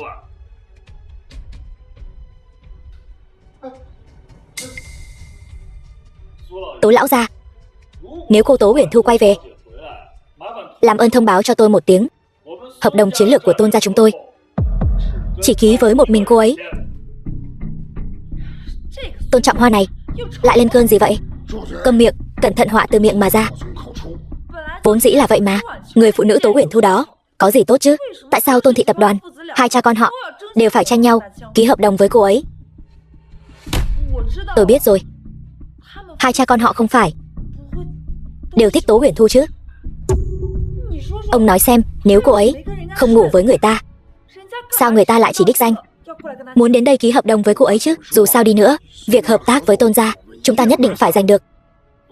Đúng rồi, bây giờ gọi điện cho Uyển Thu ngay, kêu nó về.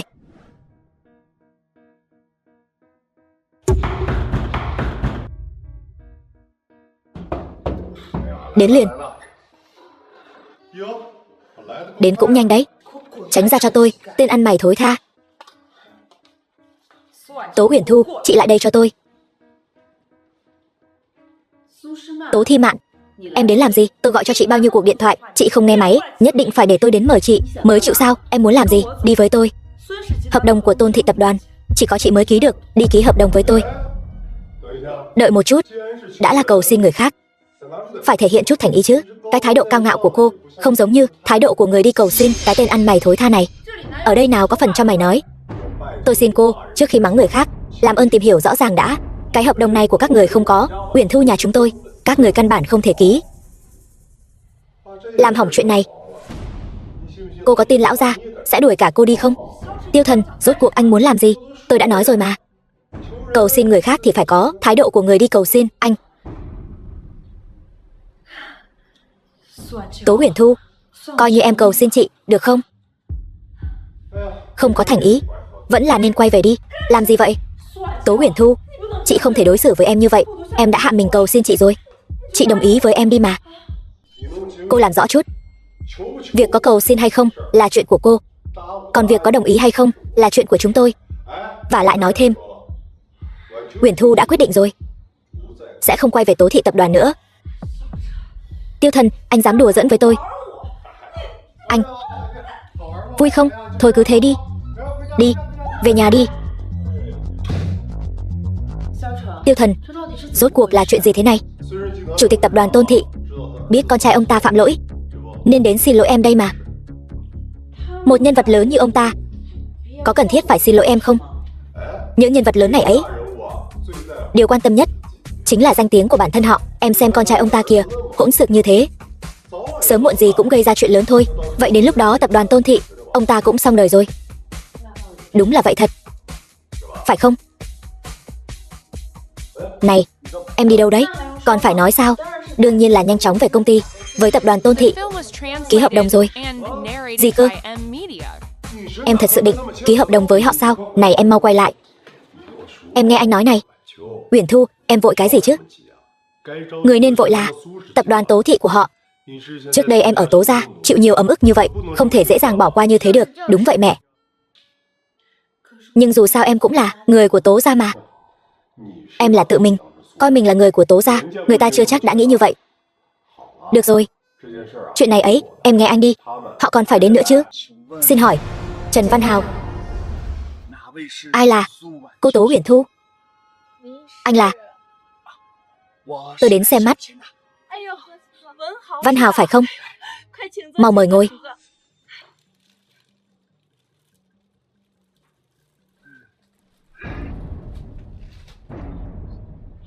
Còn ngây ra đó làm gì? Mau chào hỏi người ta đi chứ. Không sao, chúng ta gọi món trước đi. Rồi, được. Uyển Thu, nhà Văn Hào là làm ăn buôn bán ngọc thạch, là hàng đầu ở Giang Thành đó. Hơn nữa ở Khánh Thị chúng ta, nữ hoàng trang sức Liễu Tiểu Ngọc còn là mẹ đỡ đầu của cậu ấy đấy. Ai? Liễu Tiểu Ngọc? Đương nhiên rồi. Dì Thanh quá khen rồi. Nhà chúng cháu cũng chỉ bán chút mã não phỉ thúy thôi. Một năm ấy lợi nhuận cũng chỉ 20 triệu thôi, chẳng kiếm được bao nhiêu tiền. Một lát ăn cơm xong, chúng ta đến cửa hàng của mẹ đỡ đầu anh dạo chơi nhé. Cứ tùy ý chọn, anh trả tiền. Sao chúng tôi dám nhận chứ?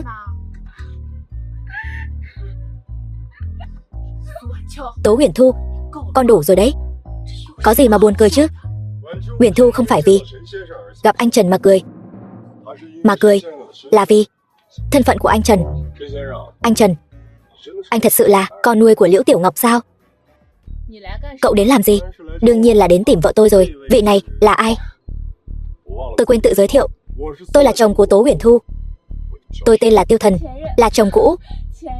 Chồng cũ, Tiểu Trần. Cậu đừng bận tâm nhé. Vài ngày nữa, cậu ta sẽ cùng Uyển Thu nhà chúng tôi làm thủ tục ly hôn rồi. Thì ra là chồng cũ. Không sao đâu, tôi sẽ không bận tâm đâu. Ngay từ cái nhìn đầu tiên, tôi đã thích cô ấy. Chúng ta quay lại chủ đề lúc nãy. Anh Trần, anh thật sự là con nuôi của Liễu Tiểu Ngọc sao? Lạ thật, Liễu Tiểu Ngọc mới hơn 30. Tôi nhìn anh, ít nhất cũng phải hơn 30 rồi. Anh là ba nuôi của Liễu Tiểu Ngọc. Tiêu Thần, cậu nói linh tinh gì đấy? Tiểu Trần nhà người ta năm nay mới 25 tuổi. 25. Anh đây là chắc tiêm thuốc kích thích tăng trưởng rồi quá.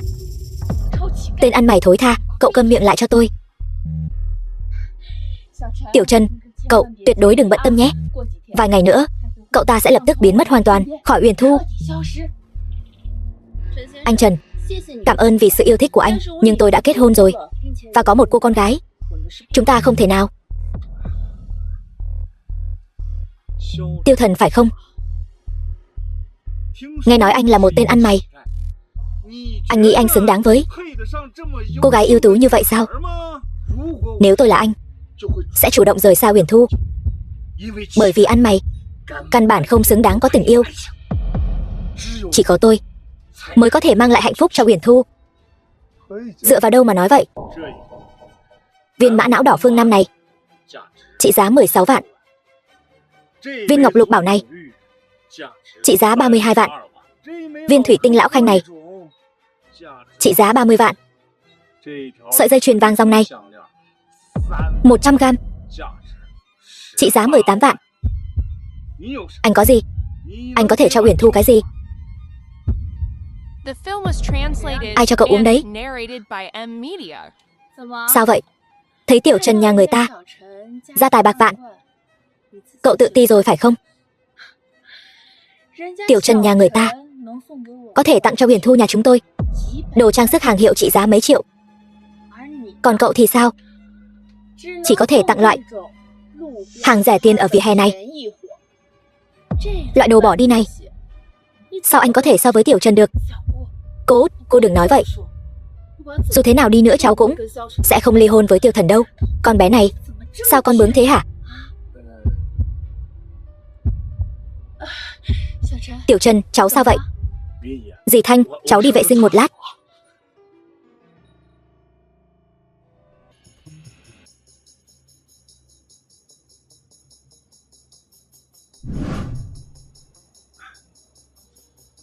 Alo, mẹ nuôi, con là Văn Hào. Chuyện gì vậy? Con muốn hỏi một chút.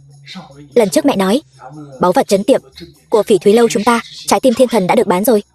Người mua có phải họ Tố không? Không họ Tố, họ Tiêu. Sao con đột nhiên hỏi chuyện này? Không có gì, không họ Tố là tốt rồi. Cậu ấy tuy không họ Tố, nhưng vợ cậu ấy hình như họ Tố, tên là Tố Uyển Thu gì ấy. Alo, Văn Hào. Con sao vậy? Mẹ nuôi, con hình như gây họa rồi. Hôm nay con đến xem mắt. Đối tượng xem mắt hình như tên là Tố Uyển Thu. Cái gì? Trần Văn Hào, có phải con không muốn sống nữa rồi phải không? Dám cả gan nhắm vào vợ của anh Tiêu. Con cũng biết trước đâu. Là cô út của cô ấy bảo con đến. Nếu con mà biết, con cũng không dám. Mẹ nuôi, vậy bây giờ con phải làm sao? Sao mẹ biết được? Trần Văn Hào, mẹ cảnh cáo con muốn đi đời thì không sao, nhưng đừng kéo mẹ theo.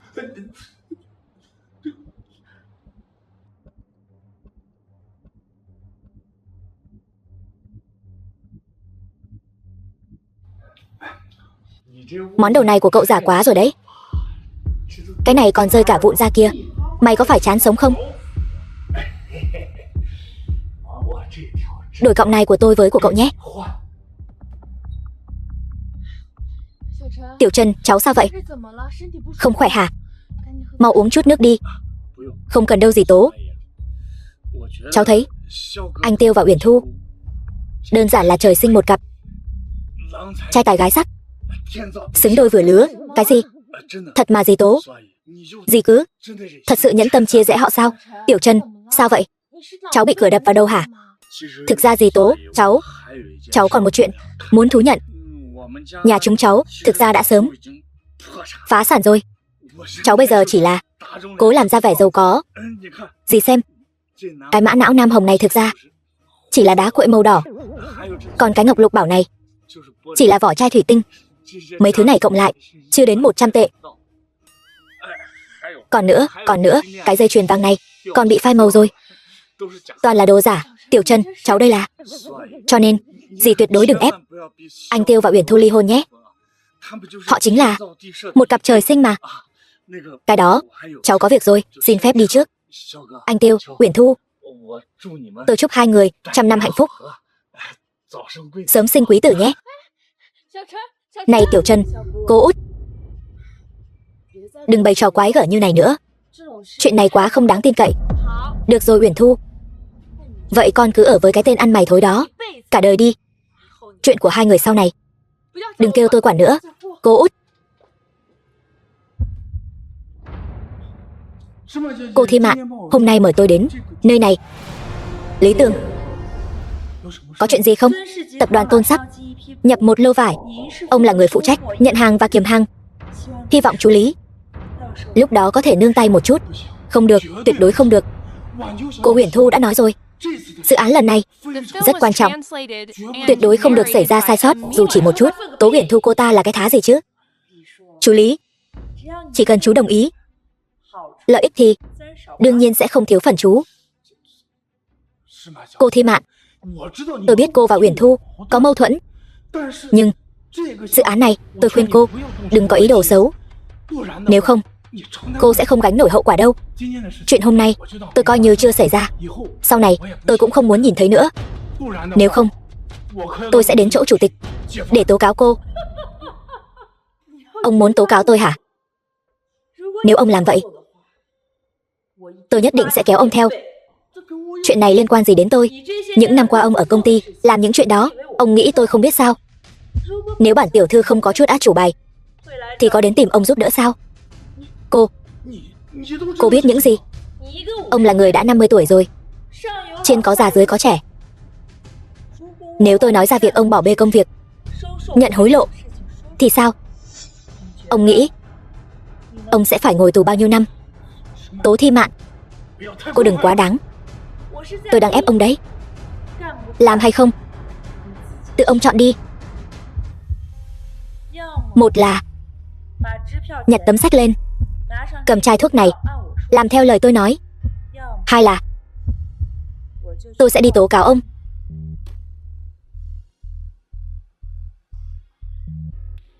Chúc mừng chú Lý, chú vừa đưa ra một quyết định rất đúng đắn. Hy vọng là vậy.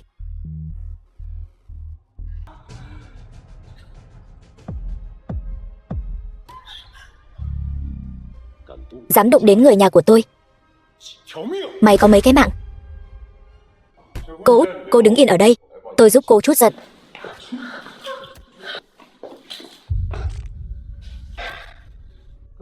Vừa nãy là tay nào đánh cô Út của tôi? Không nói. Vậy thì hai cái tay đó tôi phế hết dùm ông nhé.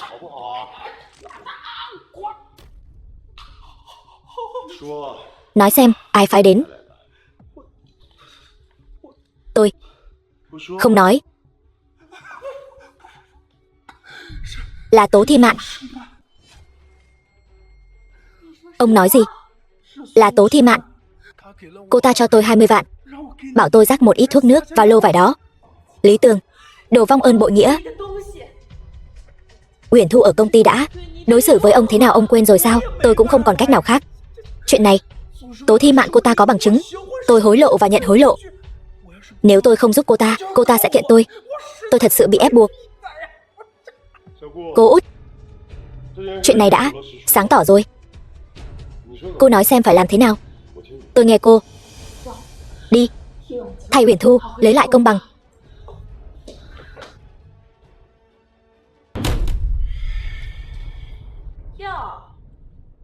Tố Uyển Thu, sao các người lại đến? Con danh khốn nạn này, hóa ra lòng dạ rắn rết. Vì lợi ích cá nhân lại dám hãm hại Uyển Thu. Lần này sẽ quyết định sự sống còn của tập đoàn Tố Thị. Ba, chuyện này con đã điều tra rõ ràng rồi. Là Thi Mạn thông đồng với Lý Tường, cố ý vu khống hãm hại Uyển Thu. Cô Út, cô không có chứng cứ.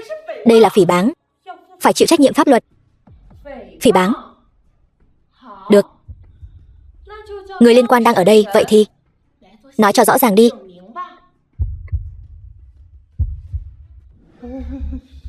Bây giờ tôi cho phép anh đến bệnh viện nối xương bị gãy lại. Chúng tôi ở công ty đợi anh đến làm rõ.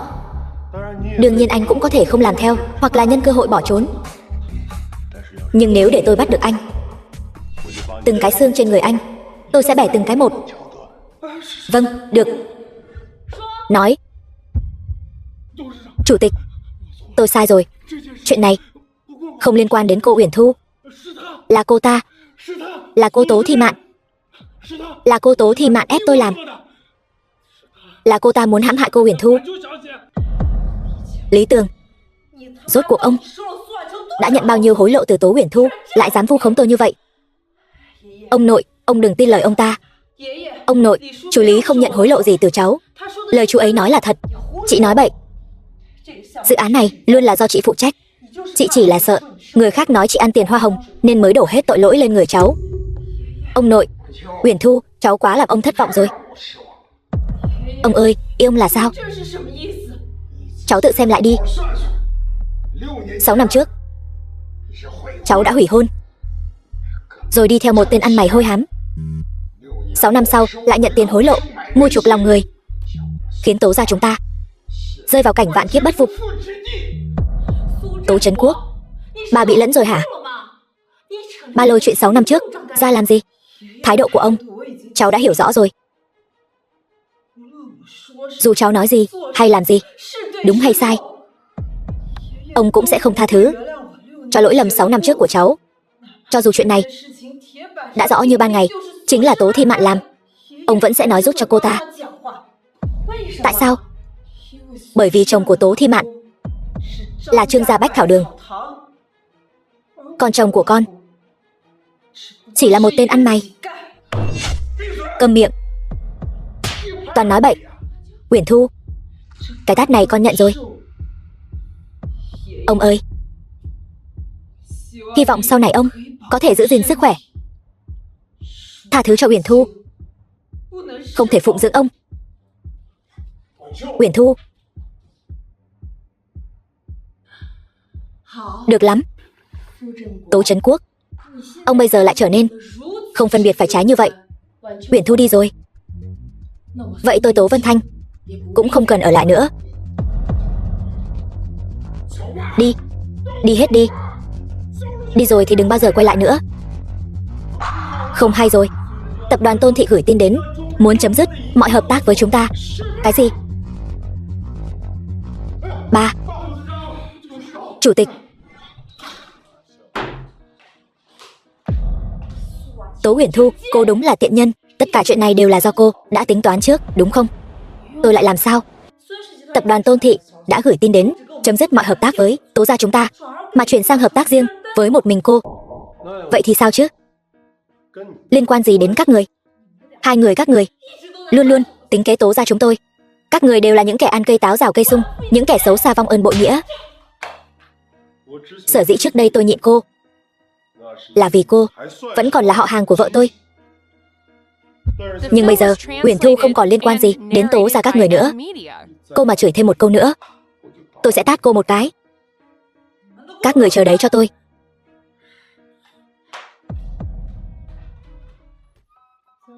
Tiêu Thần, rốt cuộc là chuyện gì vậy? Anh đã thay em bí mật liên hệ với Tôn Trọng Hoa, nói rõ đầu đuôi câu chuyện cho anh ấy nghe.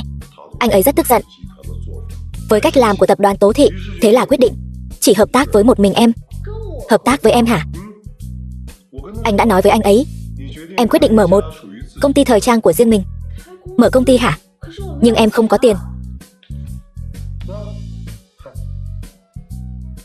Có hợp đồng của tập đoàn Tôn Thị, đảm bảo có lời không lỗ. Đem nó đi thế chấp làm vốn. Đừng nói là 10 triệu, 100 triệu cũng vay về được cho em. Sao anh lại có hợp đồng của tập đoàn Tôn Thị? Không đúng rồi. Sao em cứ cảm thấy mình luôn bị anh dắt mũi thế nhỉ? Có sao? Không có sao. Anh lát nữa nói chuyện với em nhé. Anh đi đón Tiểu Thảo trước đây. Anh đứng lại.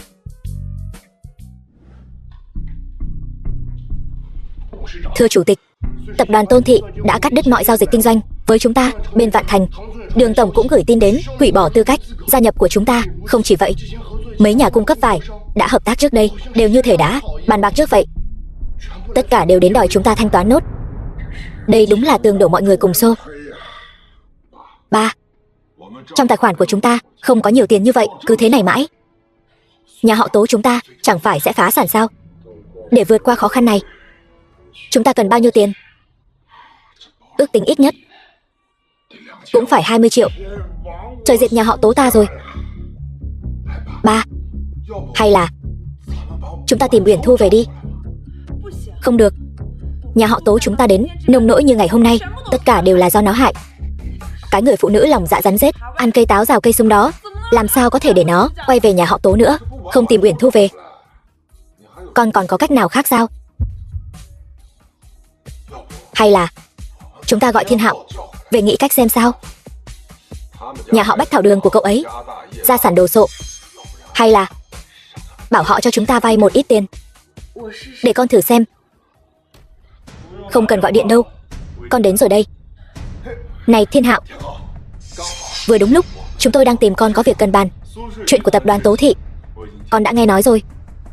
Trước đây con không ngờ Tố Uyển Thu đó lại là người lòng lang dạ sói đến vậy. Đây là muốn đẩy nhà họ Tố chúng ta vào đường cùng mà. Thiên Hạo, đều tại ông nội mềm lòng. 6 năm trước, lẽ ra nên đuổi con nhỏ vô ơn bội nghĩa đó ra khỏi nhà rồi. Bây giờ nhà họ Tố chúng ta đang trên bờ vực phá sản, rất cần 20 triệu. Cháu xem có thể nói với ba cháu một tiếng không? Nhưng mấu chốt là chúng tôi cũng không có tiền. Thiên Hạo, lần này thì khác.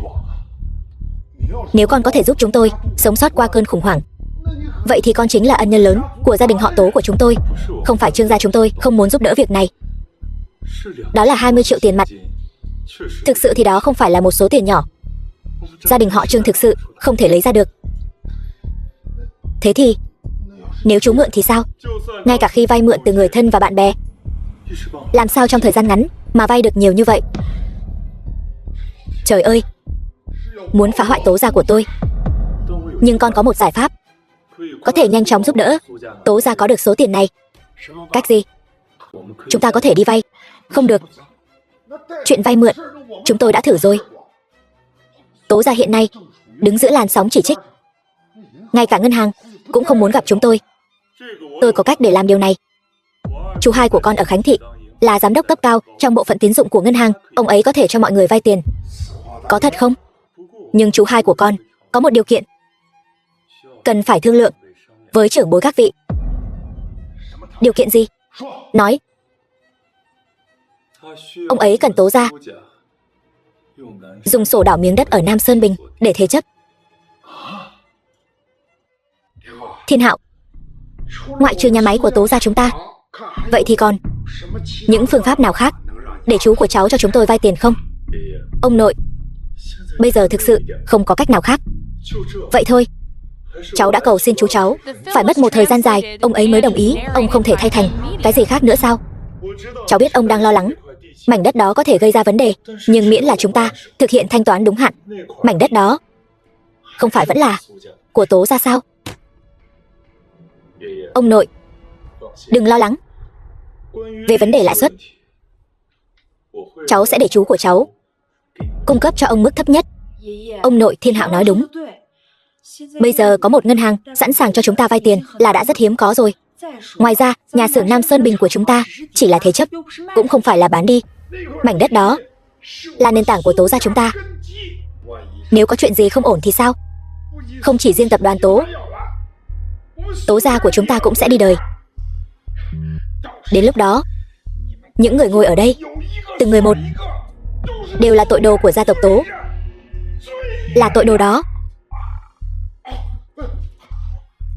Chủ tịch, ba, ông nội, ba. Alo ba, mọi việc thế nào rồi? Ông Tố đã ngất xỉu rồi. Các thành viên khác của Tố gia cũng đồng ý thế chấp đất đai. Chỉ cần bên chúng ta cứ thúc nợ, tin rằng không quá 3 ngày, mảnh đất Nam Sơn Bình đó nhất định là của chúng ta. Được, ba chờ tin tốt của con. Vâng.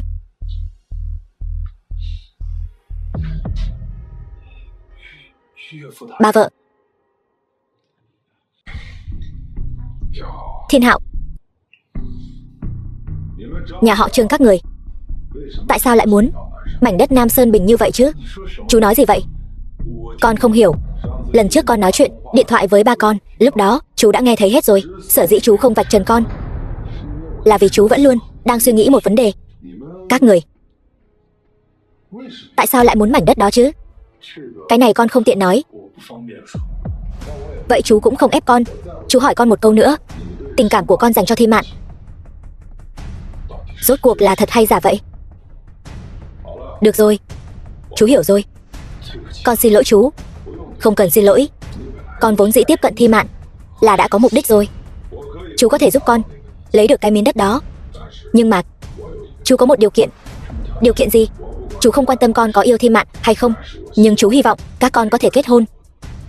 Chú yên tâm, bất kể xảy ra chuyện gì, con nhất định sẽ cưới Thi Mạn. Thi Mạn, em mau ký tên đóng dấu đi. Chú hai anh là người nhà mình mà, lẽ nào lại lừa em sao? Hơn nữa, nhiều điều khoản như vậy, em phải xem đến bao giờ mới xong? Không sao, không phiền. Cháu cứ xem từ từ. Trương Hải Dương. Nhưng chú phải nhắc nhở cháu, sắp hết tháng rồi. Nếu hôm nay cháu không ký hợp đồng, tháng sau phải nộp đơn lại đấy. Cháu ký, cháu ký, cháu ký ngay bây giờ. Cô Huyền Thu, xin lỗi. Vừa nãy có chút việc quan trọng nên bị chậm trễ. Tỷ phú Đường, sao ông lại ở đây? Ngân hàng này là do tôi mở. Vâng.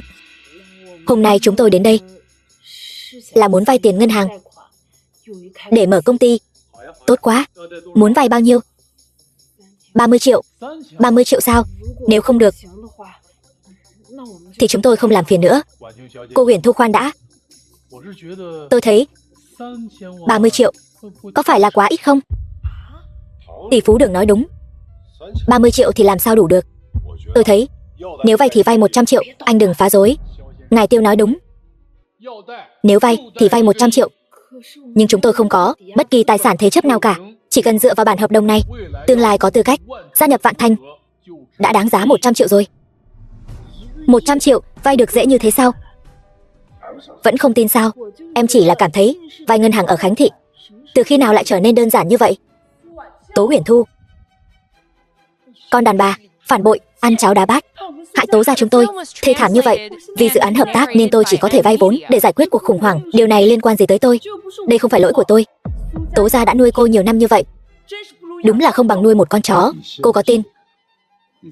Cô dám chửi thêm một câu nữa, tôi sẽ nhổ đầu cô ra. Anh muốn làm gì?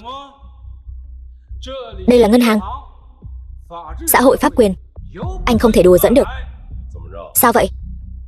Con chó điên này cắn người, tôi tự vệ cũng không được sao? Đúng vậy, tôi gặp qua anh rồi. Anh là người ăn xin phải không? Thế thì sao? Ông là ai? Tên tôi là Trương Hải Dương. Theo tôi thấy, có lẽ hôm nay hai vị đến đây để vay tiền phải không? Không sai. Sao vậy? Đi về nhanh đi. Anh không vay nổi đâu. Làm sao ông biết chúng tôi không thể vay được? Vì tôi là Trương Hải Dương, là giám đốc bộ phận tín dụng của ngân hàng Khánh Thị. Thế hôm nay tôi vay được thì sao? Và không chỉ một xu, mà là 100 triệu. Nếu anh có thể vay, giám đốc bộ phận tín dụng Trương Hải Dương, tôi nghỉ việc ngay lập tức. Nếu cậu tự tin như vậy, thì cậu có thể đóng gói đồ đạc và ra về ngay. Trương Hải Dương, nghe nói cậu ngông cuồng lắm nhỉ? Lấy tư cách là giám đốc tín dụng cấp cao, hô mưa gọi gió, thao túng cả thiên hạ. Anh Đường, tôi bị oan. Oan cái rắm. Đồ xem thường người khác. Cô Huyền Thu, một khách hàng lớn như vậy, làm sao cậu có thể làm mất lòng cô ấy? Khách hàng lớn là cô Huyền Thu. Anh Đường, anh có nhầm lẫn không? Cô ấy chỉ là cô tiểu thư thất thế, bị nhà họ Tố đuổi ra ngoài thôi mà. Làm sao có thể như thế được? Cậu đang chất vấn tôi sao? Không dám. Tôi tuyên bố ngân hàng Khánh Thị khai trừ tất cả các vị trí do Trương Hải Dương nắm giữ. Trương Hải Dương, lời thề của cậu đã trở thành sự thật. Bây giờ hãy thu dọn đồ đạc và cút khỏi đây. Đường tổng, anh không thể sa thải tôi được. Tôi vừa giúp ngân hàng chúng ta ký được một khoản vay khổng lồ, đến tận 20 triệu đấy. Là cho hai người họ vay hả? Đúng vậy. Hủy bỏ ngay lập tức. Hủy bỏ? Sao ông có thể hủy bỏ được? Tôi còn lấy một mảnh đất làm thế chấp, sao lại không cho tôi vay tiền? Đất đai? Đất đai gì cơ? Không phải là mảnh đất của nhà xưởng cũ nát ở Nam Sơn Bình đấy chứ? Không được, đó là huyết mạch của nhà họ Tố đấy. Tố Huyền Thu, dù sao chị cũng là dòng máu của nhà họ Tố, sao chị có thể đẩy nhà họ Tố vào bước đường cùng được chứ? Đường thủ phú, ông có thể giúp tôi được không? Lần này cứ cho họ vay đi. Họ thuộc diện thao tác sai quy định. Điều này không phù hợp với quy trình cho vay chính thức của ngân hàng chúng tôi. Chị thấy chưa, Tố Huyền Thu, tất cả chuyện này đều là tại chị cả. Ông nội bây giờ vì chuyện này mà tức đến hộc máu rồi. Em nói gì cơ? Ông nội sao rồi? Em nói nhanh lên, rốt cuộc ông nội sao rồi? Ông nội chỉ là vì khí huyết rối loạn dẫn đến tổn thương tim mà hôn mê bất tỉnh thôi. Nếu ông nội không bao giờ tỉnh lại nữa, thì tất cả mọi người sẽ hận chị thấu xương. Kể cả người bình thường vốn yêu thương, bảo vệ chị là cô út, cũng sẽ không nhìn mặt chị đến hết đời. Đến lúc đó, chị chính là tội nhân của nhà họ Tố.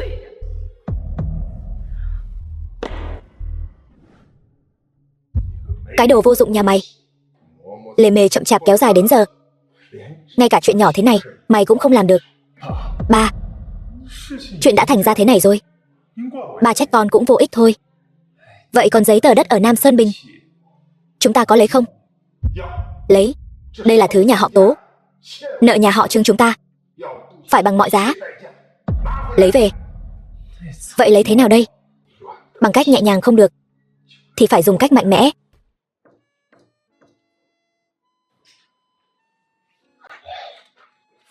Ba ơi, tại sao mẹ lại khóc buồn bã thế? Vì mẹ là một người rất coi trọng tình cảm. Cho dù tất cả người thân đều bỏ rơi mẹ, mẹ cũng không muốn bỏ rơi bất kỳ người thân nào cả. Vậy người như thế có tốt không? Tốt chứ. Nếu không có mẹ, có lẽ đến hôm nay ba vẫn chỉ là một kẻ ăn mày.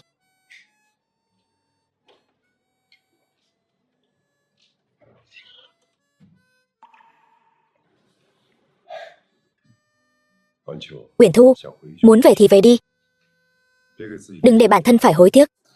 Nhưng mà không phải anh ghét ông nội sao? Anh thừa nhận Anh không thích ông già đó. Hoặc nói đúng hơn, anh không thích tất cả mọi người trong nhà họ Tố. Nhưng không còn cách nào khác. Họ đều là người thân của em mà. Tiêu Thần, xin lỗi. Được rồi, đi nào. Tiền ngân hàng đã chuyển về rồi, trọn vẹn 100 triệu, đủ để em giúp Tố ra cứu vãn tình thế rồi. Dù em đưa ra quyết định gì, anh cũng sẽ ủng hộ em.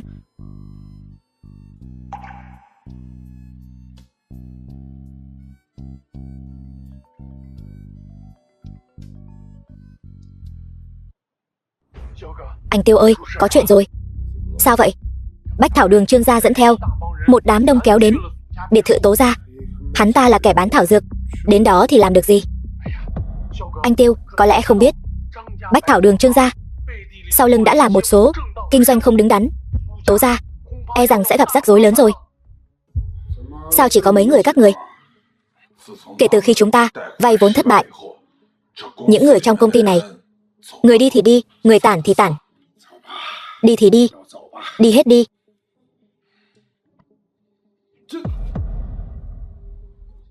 Những người này ấy, từng người đều là những kẻ bội tín bội nghĩa, chạy còn nhanh hơn cả thỏ. Đúng là một lũ hèn nhát. Được rồi, cứ để họ đi. Tình người là thế đấy. Kẻ qua người lại tấp nập. Có lợi thì đến, hết lợi thì đi. Họ không có dẫm thêm một bước lên chúng ta đã là tốt lắm rồi. Hay cho câu kẻ qua người lại tấp nập, có lợi thì đến, hết lợi thì đi. Tôi nói nhà lão gia thật là nhìn thoáng quá đấy. Không biết thông gia đến thăm. Thất lễ rồi, khoan đã. Hai chữ thông gia này không thể nói bừa được đâu. Dù sao thì con trai nhà tôi và cháu gái vẫn chưa xác định chuyện kết hôn. Trương Thiên Hạo, con đã hứa với chú rồi mà. Dù thế nào đi nữa cũng phải cưới Thi Mạn nhà chú. Với tình cảnh hiện tại của Tố gia, ông nghĩ cái đứa con gái ngang ngược tùy hứng của ông có xứng với Trương gia chúng tôi không? Ông chủ Trương, hôm nay rốt cuộc có gì không? Xin cứ nói thẳng đi, vẫn là Tố lão gia minh mẫn đấy. Nói thật không giấu gì, hôm nay đến tìm ông là để đòi một thứ. Thứ gì? Một mảnh đất ở Nam Sơn Bình. Mơ đi. Vậy thì không còn cách nào khác rồi, tôi đành phải dùng biện pháp mạnh thôi. Dừng tay. Các người rốt cuộc muốn làm gì? Cô là Tố Uyển Thu của Tố gia. Cô ta sớm đã bị đuổi ra khỏi Tố gia rồi. Chị trở về lúc này là để xem trò cười sao? Tố gia sinh ra và nuôi dưỡng tôi. Bây giờ Tố gia gặp khó khăn, sao tôi có thể khoanh tay đứng nhìn? Không ngờ Tố gia còn có người trọng tình trọng nghĩa như vậy. Con thấy chưa Thiên Hạo, người phụ nữ như thế này mới đáng để con cưới về nhà đấy. Nhưng mà xin lỗi, mảnh đất ở Nam Sơn Bình đó, nhà họ Trương này nhất định phải có được nó. Tôi ở đây có tất cả các hợp đồng nợ của chủ nợ của tập đoàn Tố Thị. Bây giờ nó đã chuyển sang tay tôi. Không hơn không kém, vừa tròn 20 triệu. Chẳng phải chỉ là 20 triệu sao? Tôi trả. Chờ đã, còn nữa. Đây là phần lớn cổ phần của tập đoàn Tô Thị. Dù chẳng đáng giá gì, nhưng lại nắm giữ mạch máu của tập đoàn Tố Thị. Nói cách khác, tôi muốn tập đoàn Tố Thị sống. Nó sẽ sống. Tôi muốn nó sụp đổ thì nó nhất định phải sụp đổ. Trương Sâm Lâm, ông đây là muốn đẩy gia đình họ Tố chúng tôi vào đường cùng sao? Không phải tôi muốn nhắm vào Tố gia các người, mà là Tố gia các người nợ nhà họ Trương chúng tôi. Tố Trấn Quốc, ông còn nhớ thùng vàng đầu tiên khi ông lập nghiệp lúc còn trẻ là từ đâu mà có không? Tôi không biết. Ông đang nói gì vậy? Không biết. Vậy chúng ta đổi chỗ khác nhé.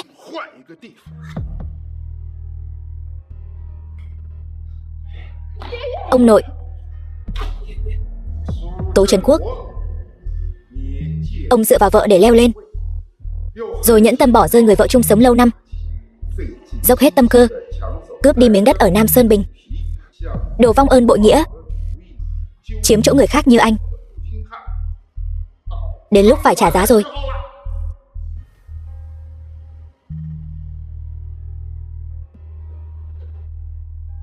Sao chỉ có mình cô ở đây? Uyển Thu đâu? Tôi hỏi cô, Uyển Thu nhà tôi đâu? Tôi không biết.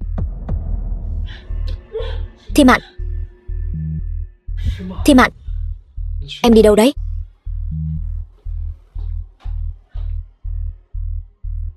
Rốt cuộc đã xảy ra chuyện gì?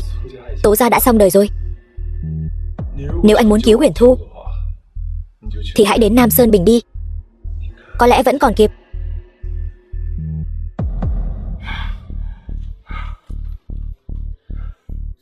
Trương tổng, dù ông nội tôi có tội, ông ấy đã phải nhận sự trừng phạt thích đáng rồi. Tập đoàn Tố Thị là tâm huyết cả đời của ông ấy. Chúng tôi không cần nữa. Mảnh đất ở Nam Sơn Bình này chúng tôi cũng không cần nữa. Như vậy được chưa? Ban đầu tôi cũng nghĩ lấy lại mảnh đất ở Nam Sơn Bình là xong chuyện. Nhưng khi tôi thấy Tố Trấn Quốc sống tốt như vậy, tôi lại thấy bất bình cho em gái tôi, vì bị ông ta bỏ rơi mà phải chịu đựng ánh mắt lạnh lùng và lời đàm tiếu của mọi người. Cuộc sống khó khăn, cuối cùng uất ức mà qua đời. Tôi thực sự thấy bất bình cho em gái tôi. Vậy rốt cuộc ông muốn gì? Rất đơn giản. Tôi muốn ông ta đi đời.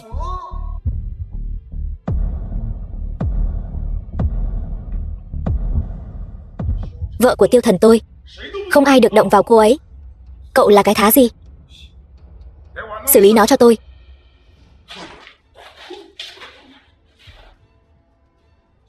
Thằng họ Tiêu kia, đừng động đậy. Rốt cuộc ông muốn làm gì? Buông vợ tôi ra. Có gì thì nhắm vào tôi đây.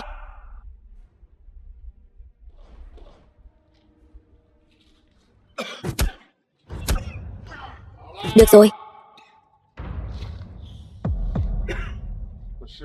Cậu không phải rất giỏi đánh nhau sao? Chỉ biết đánh thì có ích gì? Ra ngoài lăn lộn phải có thực lực, phải có thế lực, phải làm những chuyện không thể công khai, có chút tiền trong tay, thuê vài tên đả thủ. Đây chính là thực lực và thế lực của ông sao? Đúng vậy, cậu có không? Tôi thì coi như có chút. Chỉ sợ nói ra sẽ dọa sợ ông.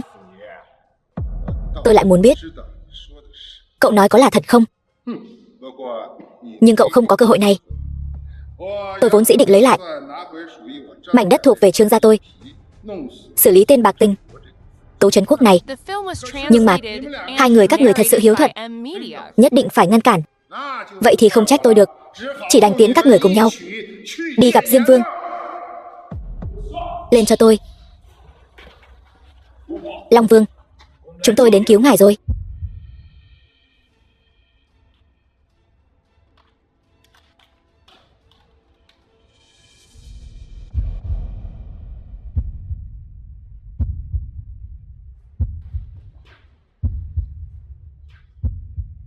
Những người này đều là người của cậu. Thực lực không phải là nuôi một đám tay sai vô dụng, càng không phải là nắm giữ một khẩu súng, làm những chuyện làm ăn phi pháp này. Cậu rốt cuộc là ai? Thiên Điện, Chí Tôn Long Vương. Tôi liều mạng với cậu.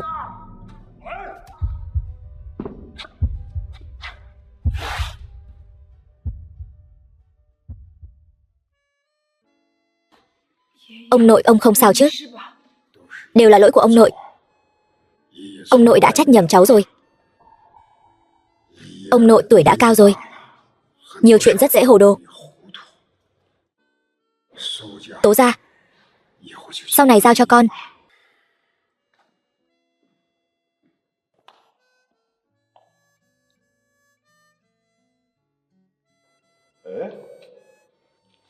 Hai đứa làm sao biết tôi gặp nguy hiểm? Ngài quên rồi sao? Đường Long là tai mắt của chúng ta. Tất cả mọi chuyện của ngài xảy ra ở đây chúng tôi đều nắm rõ như lòng bàn tay.